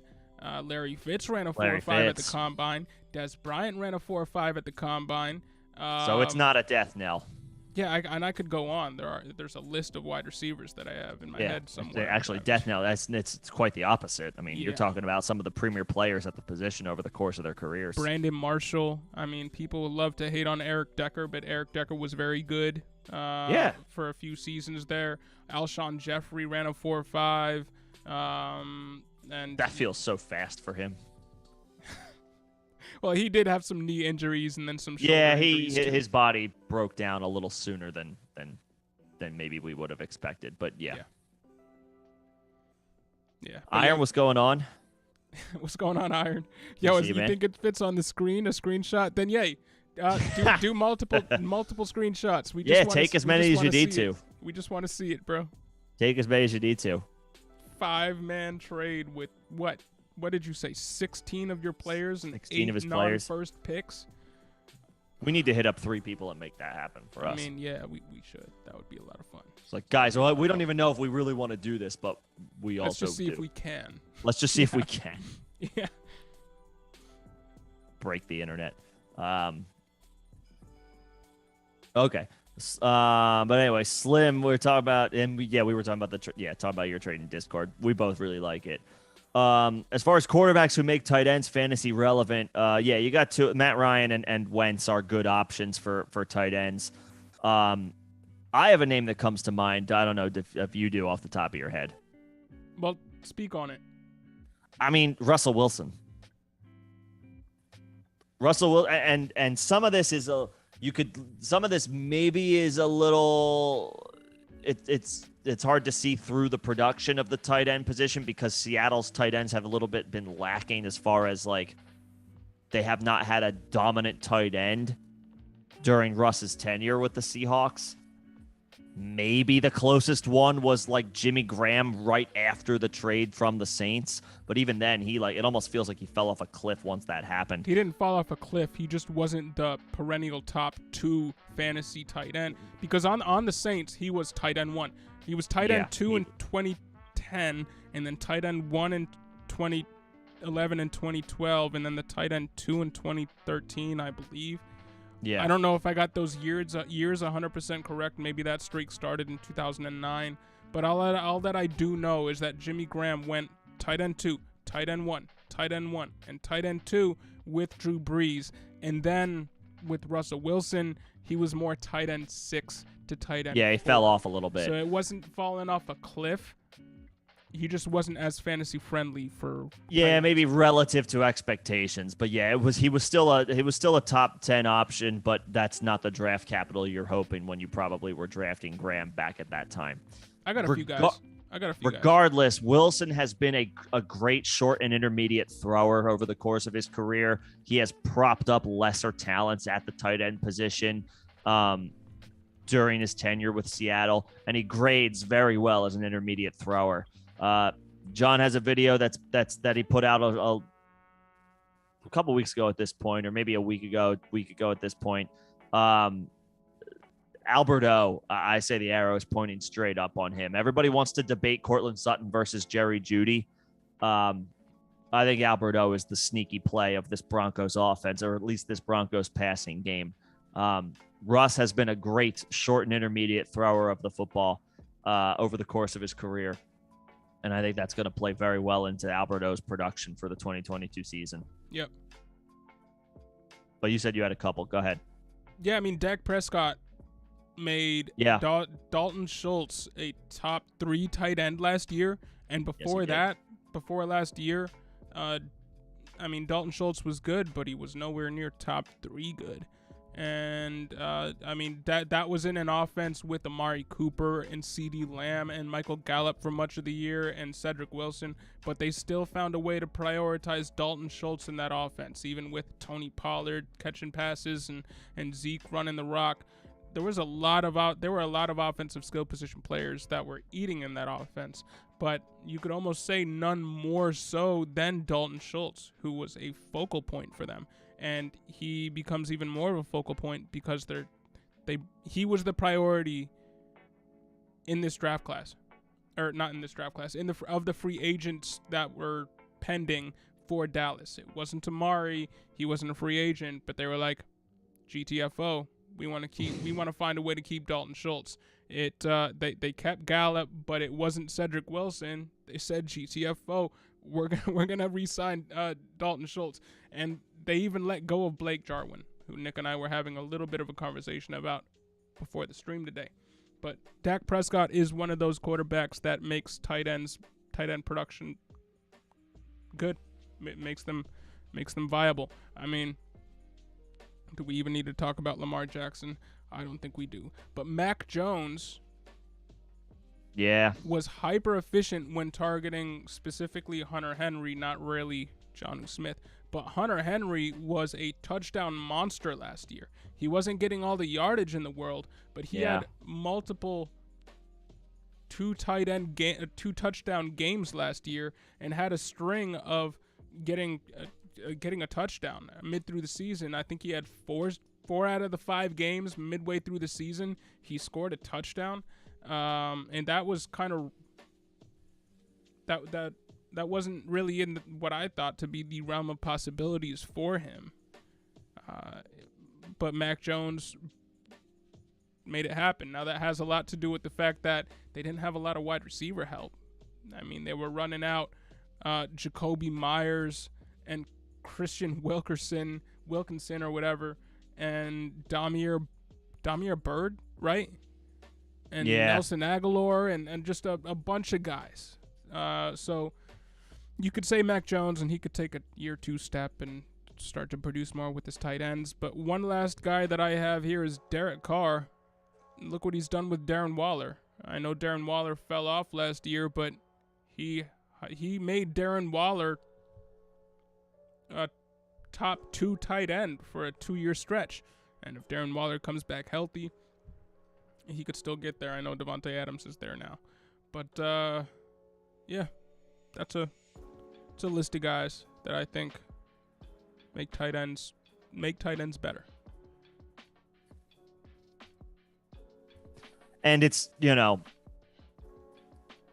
that this is like any earth-shattering news, but Tom Brady is one of the perennial, short and intermediate throwers in the history of his career. Yes, he can throw it deep, but I mean, look at the tight ends that he has propped up. It's Tom Brady, but yeah, he's one of them for however many more seasons he has. So whoever the tight end is in Tampa Bay this year, if it's not Gronk, keep an eye on Cameron Brate, I guess. Hey, I don't know if I'm willing to go there, but I guess it applies. As far as quarterbacks that prop up tight ends, Tom Brady has done it all his career. And he likes playing with veterans, so. Yeah, could happen. That's a few. And did Wentz make his tight end viable in Indy? I mean, it was Jack Doyle, Mo Alley Cox, and Kyron Granson. Yeah, it was a combination of, it was a timeshare at tight end. It was a timeshare, and none of those guys are the caliber of what he had in Philly with Zach Ertz. Dallas Goedert. And Dallas Goedert. He had him for a couple of seasons there as well. Mo Alley Cox had some streaming weeks. Not that he was ever somebody that anybody was pushing as a stream option on any given week. Jack Doyle is that savvy veteran. He retired great probably team guy, good blocker, like a do it all, you do the dirty work type of tight end. He's just not that. He did have a pass catching role a little bit more with Andrew Luck when he was younger, but I think that just wasn't the role that was asked of him. Granson was a rookie. I mean, what can you possibly expect from a rookie tight end unless they're Kyle Pitts? Not much. But do you like Logan Thomas's prospects this year in Washington with Wentz? Yeah. Okay. Yeah, I do. I do too. Yeah. RAS above 9. Right. Plus, there's just not that much in the passing game. There's not too many weapons, at least right now, that Washington can boast. So yeah. Wentz has supported some strong tight end play in his career. And Tamian, hey man, I'm sorry to hear that about your commissioner vetoing things. That's weak. That is weak. We in 2022 we're not proponents of outside of collusion, outside of clear-cut collusion that can be proven. We are not proponents of commissioners or anybody vetoing a trade. No, it's stupid. It's a waste of time. It's a joke as far as I'm concerned. If you're vetoing trades, you are deterring people from enjoying playing the game. And it's like, it's a dynasty league. You're going to see lopsided moves. Well, not lopsided, but like you're going to see moves with a buy-sell motive behind them. There's going to be a buy-sell initiative. Somebody's going to be a contender and somebody's going to be in a rebuild, and they're going to come to an agreement that it makes sense for both sides. And if the person selling, which I guess is the one that you would maybe call into question here, quote unquote, is happy with the package or the deal that they're getting in return, that's all that matters. That's the only thing that matters at the end of the day. Yes, if it's clear and cut collusion where I'm giving up a scrub or where I'm giving away a star and getting a scrub with no realistic long-term expectations from a fantasy perspective, yeah, that's worth looking into. But if anything outside of that,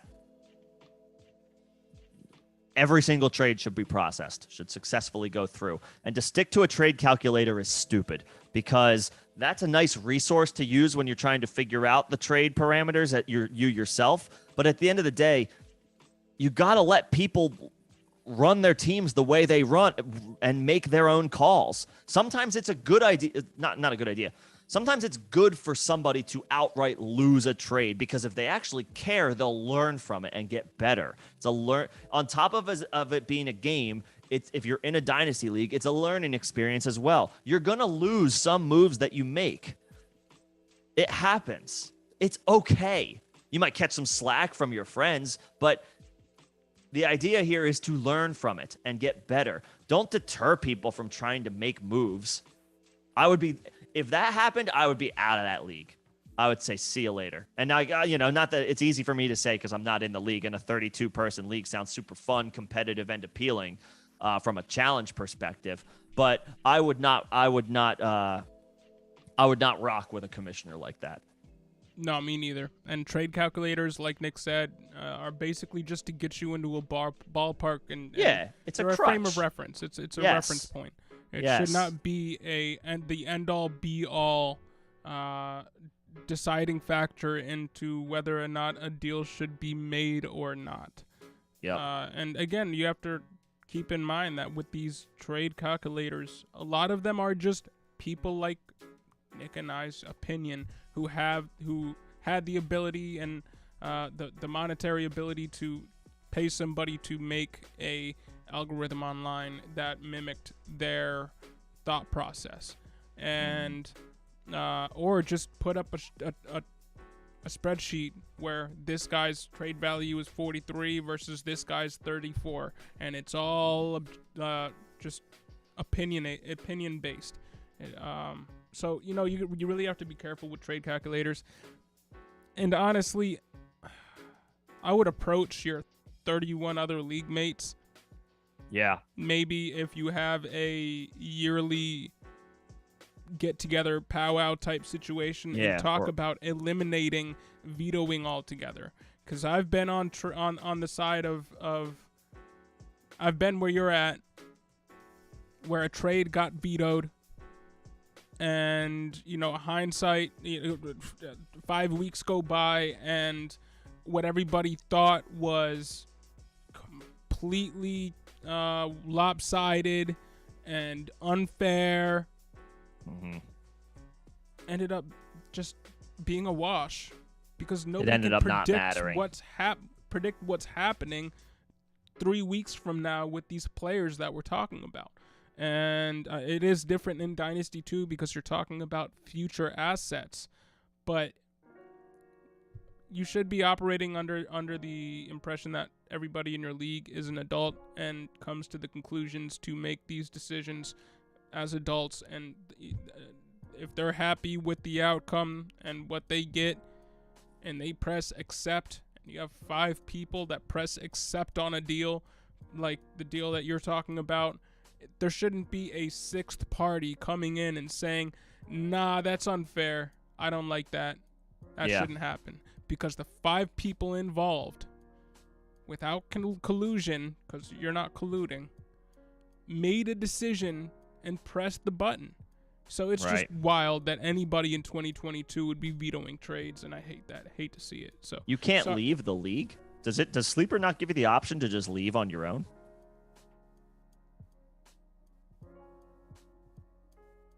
I have the option as the commission to delete the league. I don't know if like anybody who's just a member can just leave at any time. I don't know. I think maybe it's a league specific setting. He also has, I don't know if it's the deadline or my phone is bugging. I can't request another trade because of our deadline. So they have to accept what deadline is going on now? Yeah, I'd be talking to your commissioner about a lot of the. I think I would skip settings. the talk and just fight him. It's drop what gloves. what deadline is happening now? Like your deadline. Yeah. Is there a deadline between like now and the draft? That doesn't make sense to me either. That makes less sense than an in-season deadline. There should be no deadlines during the offseason. Yeah, I'd be questioning a lot about everything. Yeah, I would be. It's time to commit some mutiny. Yeah, you should. I think it's time for a hostile takeover. Call up your league mates. Yeah, I was in a league that Nick and I were in. It was a keeper league, not a dynasty league, but we dethroned the first commissioner, and then I gave up commissionership to Nick years later. I think that might be something that y'all should be talking about amongst your 32 get a new commish or 31 league mates. Maybe now's the time to vote out a commissioner. No hard feelings, but vote out a commissioner and vote somebody else in who will be better for your league. Because there's a lot of things going on here that got me looking sideways. Right. But enough on that. Yeah. Alex, Jelani Woods, I see you. Throw some emojis in there. Hey, yeah, we haven't seen any of the member emojis in this live stream yet, and I'm disappointed. So any of you members that are still in here, throw some. That's not just you run. Yeah, you chat. You contribute to the chat the way you want. No, throw some emojis in there. Enough of that. All right, there you have it. Let's see. CXK's question: should I trade Tua and 2 firsts for Watson? Oof. He's the guy with Tua, T-Law, Lance, and Love. All right. That's right. CXK. That's right. CXK. What's all up? right. That's right. I would not do that. That's a lot. I mean, those it's exciting. First. Yeah, Watson's a top 5 quarterback any given week. So I understand the appeal. And you wouldn't have any other picks in 2022? Nah, man, I wouldn't do that. Watson is a complete question mark as to whether or not he's going to be playing this year and how many games he's going to be playing. Tua just got a huge bump all across the board. O-line and Teron Armstead, Cedric Wilson and Tyreek Hill. Chase Edmonds is one of the better pass-catching backs in the league. Raheem Mostert can do it too. Right. They brought back Mike Gesicki and Durham Smythe, so Mike Gesicki's going to be in the same receiving role he's been in for the past few seasons, and he already has rapport with Tua. Man, I would rock with Tua for a season and spend the 104 and 105 to make your team better this year over getting Watson, who, while he is a top 5 quarterback when he's playing in the league, there's still too many question marks surrounding him to give up that much. Yeah.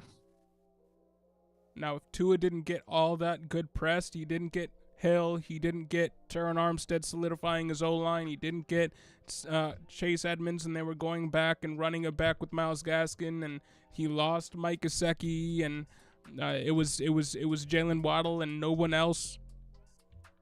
Maybe. Right.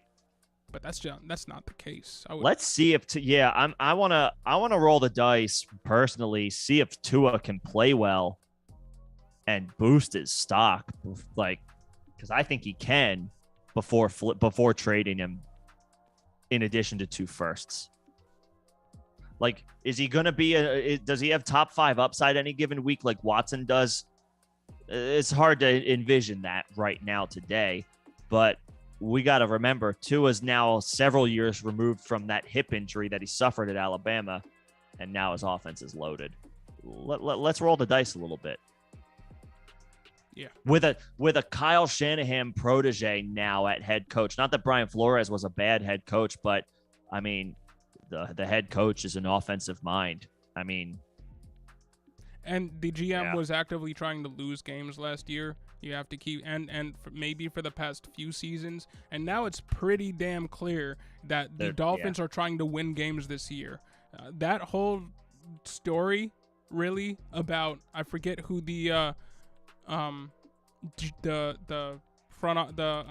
owner is there, who was Stephen Ross, who was making all those shady moves and with the front office there. I mean, that team is all in, and that's almost an afterthought at this point. Yep. So I would stick with Tua, see what he can do, and with the 104, 105, I mean, you could theoretically be getting in a super flex league Aaron Rodgers and Patrick Mahomes' next wide receiver ones. Theoretically, I'm just throwing that out there. We all know that they need wide receiver help, and they need wide receiver help bad, and it's going to be a priority for them in this draft. At 104, 105, if they draft one of those, Drake London, Chris Olave, Garrett Wilson, Treylon Burks prospects, I mean, see what happens. I would rather have Tua and Garrett Wilson and Chris Olave than Watson right now. In a vacuum. Tempted as a Browns fan. Look, I understand. Like, at the end of the day, if you want if you just in your heart of hearts want the guy because he's your guy, I mean, it's understandable. But from the perspective of playing with the intention of I want to make the best move possible, I think right now I'd rather have the side that you just decided to hang on to. Now, if you can find a way to make the owner be okay with Tua and just the 105, at that point I would consider it, because we're talking about a jump in expected production at the most important position in Superflex. And if you're paying a wide receiver that is a question mark right now for a jump in production at the most important position, a position that can outright win you weeks, then maybe I would pay that price, considering you still have the 104 to spend in this year's draft and you can solidify a position there. But outside of that, Tua and the 105 straight up for Watson, I would not make a move to get Watson right now with those assets. And Jason, Tyree Jackson's RAS, of course I remember it off the top of my head. It's 9.95. Sheesh. Sheesh. Yes. Oh, Tamian, you tried to leave, but the commissioner has to kick you, and they won't remove me, so I continue to wreak havoc with trades. That's why I was asking. That's just another reason why you should just say, hey, just I don't know how. Give me another commissioner. PSK said you can leave the league. It's I have to imagine you can. Is there a way to turn off the ability to make to have people leave? There's no way. I don't know.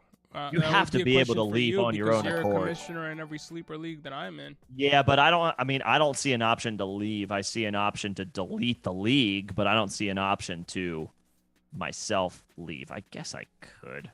Hey, Joshua Gopin, thank you for subscribing, man. Much appreciated. Much appreciated. Glad to have you in here. Yeah, welcome aboard. I can remove myself from my own team, but I don't know what would happen if I did that. I don't know. You don't want to press I don't know, button. man. I'm not sure. I'm not sure. I don't know. Yeah. All right, we are coming up on about 2 hours, so we are absolutely going to get through the rest of these comments and questions. But just throwing it on everybody's radar, we will be shutting down once we reach the end of the chat. Yep.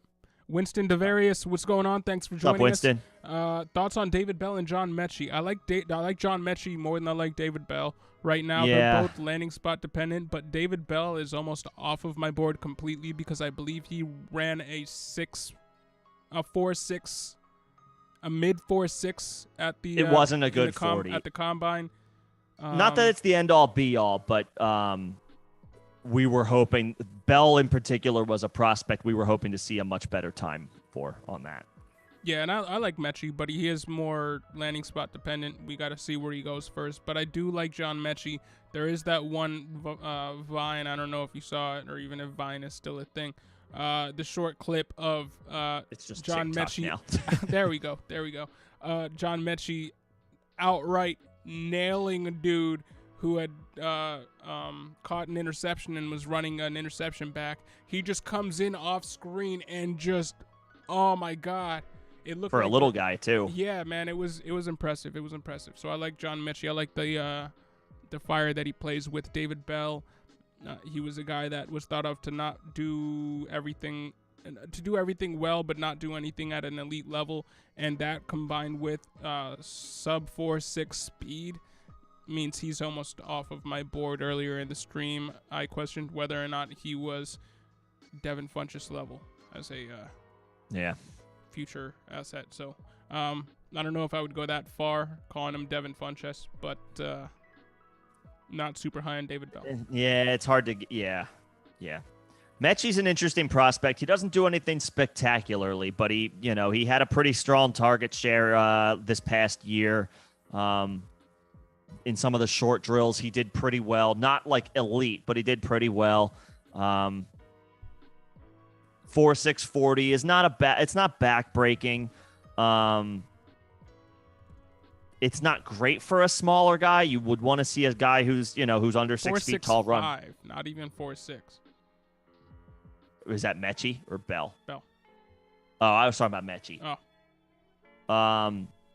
You want to see him run a little bit faster for a smaller guy, but he's got some of his other metrics, including in the short drills, he did okay. So we'll see. And obviously, coming from a program like Alabama, that's something else you can lean on as well as far as his long-term prospects.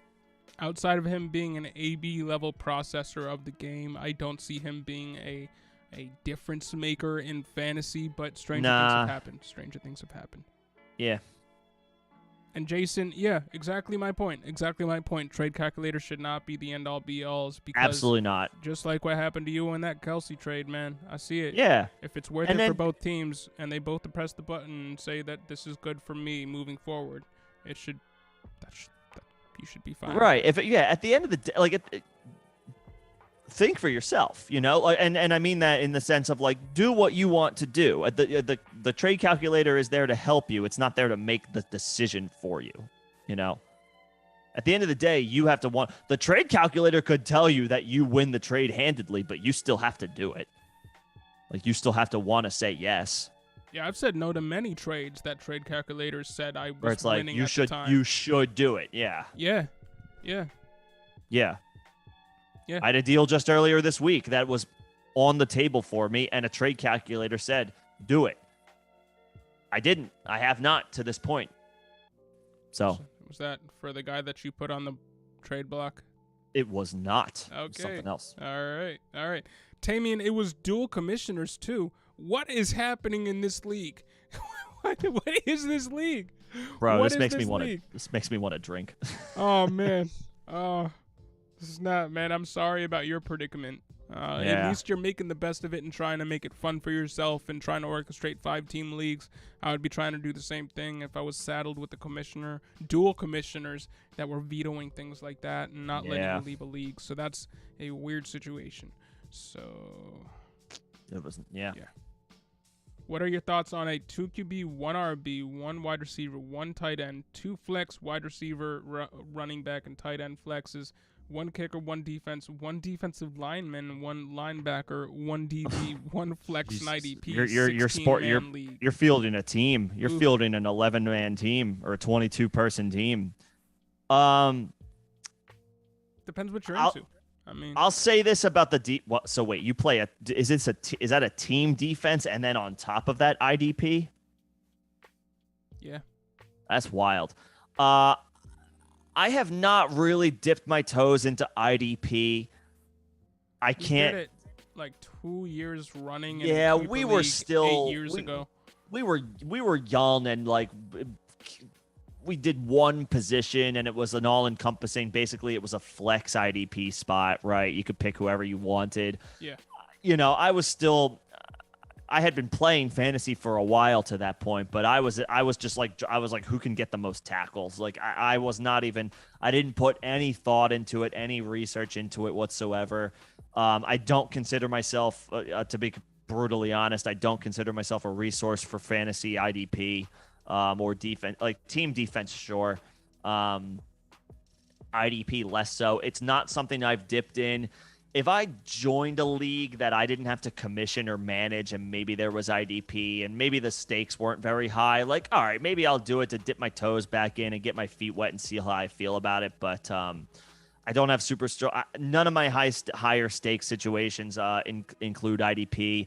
I like offense, but I will say this: I like the idea of only having to start one specific skill position player and having a bunch of flex spots. I like the idea of I only have to start one running back, and maybe I have to start one running back, one wide receiver, and then I got a bunch of flex spots, and it's up to me. I like that because then it's like I can truly draft the way I want to. I can set my team up the way I want to. I'm not beholden to specific roster spots that I'm locked into. I like that a lot. I do. Yeah, I like that too. I mean, I would want more flex spots, that would enable me to. Hey, if I wanted to, y'all know I love dissecting tight end prospects. If I wanted to go heavy into a league year with like 4 or 5 starting tight ends, and get 1 in the TE slot, 3 in 3 other flex spots, and have 1 on my bench that I could swap out for bye weeks. That would enable me to be able to do that, and I would be able to operate my team with a little bit more freedom. So I do like that idea. Me personally, I don't know a lot about IDP. It's never been my forte. Like Nick said, we tried it out twice, like 8 years ago, and we decided to go away from it because we didn't know what we were doing. Yeah. So, me personally, hey, if you like IDP, and that makes you like and that makes you happy in fantasy to have IDP players, then you should do it. Because at the end of the day, we've said this before, fantasy is a game. Yes, we're trying to win, but the point is to have fun. So if you have fun having one defense and 4 different IDP spots, then go for it. Absolutely go for it. Do it. I'm a proponent in Dynasty of having all offensive positions, not really leaving out kickers, leaving out defense, because I like dissecting skill position players, and the offensive, that's what's more exciting to me. That's what makes it more fun to me. But it should all be about what makes it more fun to you. If IDP makes it more fun to you, absolutely go for it. Go for it. Yes, sir. And you play defense, so you pay more attention. All right. Cool. What do you that can be a thing that just might be on a personal level, something that you relate to. What do you or did you play on defense? Yes. It's tough, man. I feel for defensive players these days because, well, at least in the NFL, it's harder than ever to play defense. Yeah. The rules, the team building, everything favors the offense. The way penalties are called, everything favors the offense. Absolutely. But hey, everybody, we have gotten to the end of the chat. Thank you to everybody that was coming in, asking questions, being active in the chat. Thank you to Jason for for becoming a member today. Much appreciated. Thank you to Joshua Gopin, who became a new subscriber today. Yeah. Thanks for coming along for the ride. Winston DeVarius, I don't know if I've seen you in the chat yet. So, however you found us, thank you for coming in, asking some questions. Yeah. We'll get to your question right here before we go. Rank best to worst: Justin Ross, John Mechie, and Wan'Dale Robinson.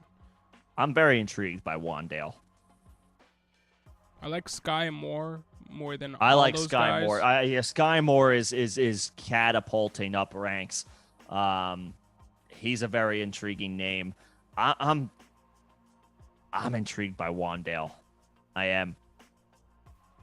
Wandale's intriguing. I don't know if I am as intrigued as Nick is, but in ranking these guys, it would probably be. I mean, Justin Ross would be last because you're talking about a bad 40 time. He ran a 4.8.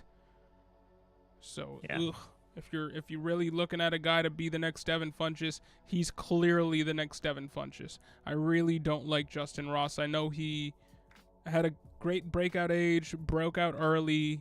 Early on at Clemson was a notable name to keep an eye on, and people had him ranked very high. But he's not it. Wandale had a breakout age sub 19. His college dominator score is good. My only thing with him is he's 5'8", 178 He's 5'8". He's pounds. little. He's little. He's right. It's gonna be those guys. It can be tougher. It can be tougher to carve out a role, but I think the metrics are there. Like the breakout age is good. The college dominator score is good. Ran a sub 4.5 40, so that's what you want to see from a smaller guy. I think between all those guys, I would put him first. Yeah, I would go Rondale, Mechie, and then Justin Ross because Mechie himself is only 5'11". Now that's not short, I would go Wandale, Mechie, Ross. So the reverse of how you listed them, Winston. But if Sky Moore is out there, if Christian Watson is out there, I would rather have both those guys. Jalen Tolbert is out there. I think I'd rather have all those guys I just listed over any of the guys that you have there. So keep that in mind. But thanks for being in the chat. Thanks for the question. And Tamian, you play corner and you're trying to switch defensive to back. That's the toughest position to play. Defensive end, I would say you have to be a certain mold and is the most difficult to play because you got to be like big, strong, long, and fast. But corner, it's like, man, you're on an island going up against the quarterback, the receiver, and the refs. Yeah, but that's cool, man. It's cool. You play real life football and fantasy. That's dope. I hope you can find a way to either make that league that you're in better with the commissioners or get the F out, GTFO. And right now Wandale compares a little bit to a Tutu Atwell. A little bit. If he reaches his ceiling, you're hoping for a Cole Beasley. Sure. Which is a low end wide receiver 2 as a ceiling. And it is a very hard ceiling for a 5'8" wide receiver to reach. And that was the So yeah. I mean, we'll see where he goes. And it will be very interesting to see how this draft pans out. But thank you all. And we will see you next week, Tuesday. Next Tuesday, as the draft continues to approach. But, thanks, everybody. Have a good weekend. And keep an eye out for Nick's video dropping tomorrow on Auden Tate. Does a little bit more of a deep dive, so check that out. But have a great weekend, y'all.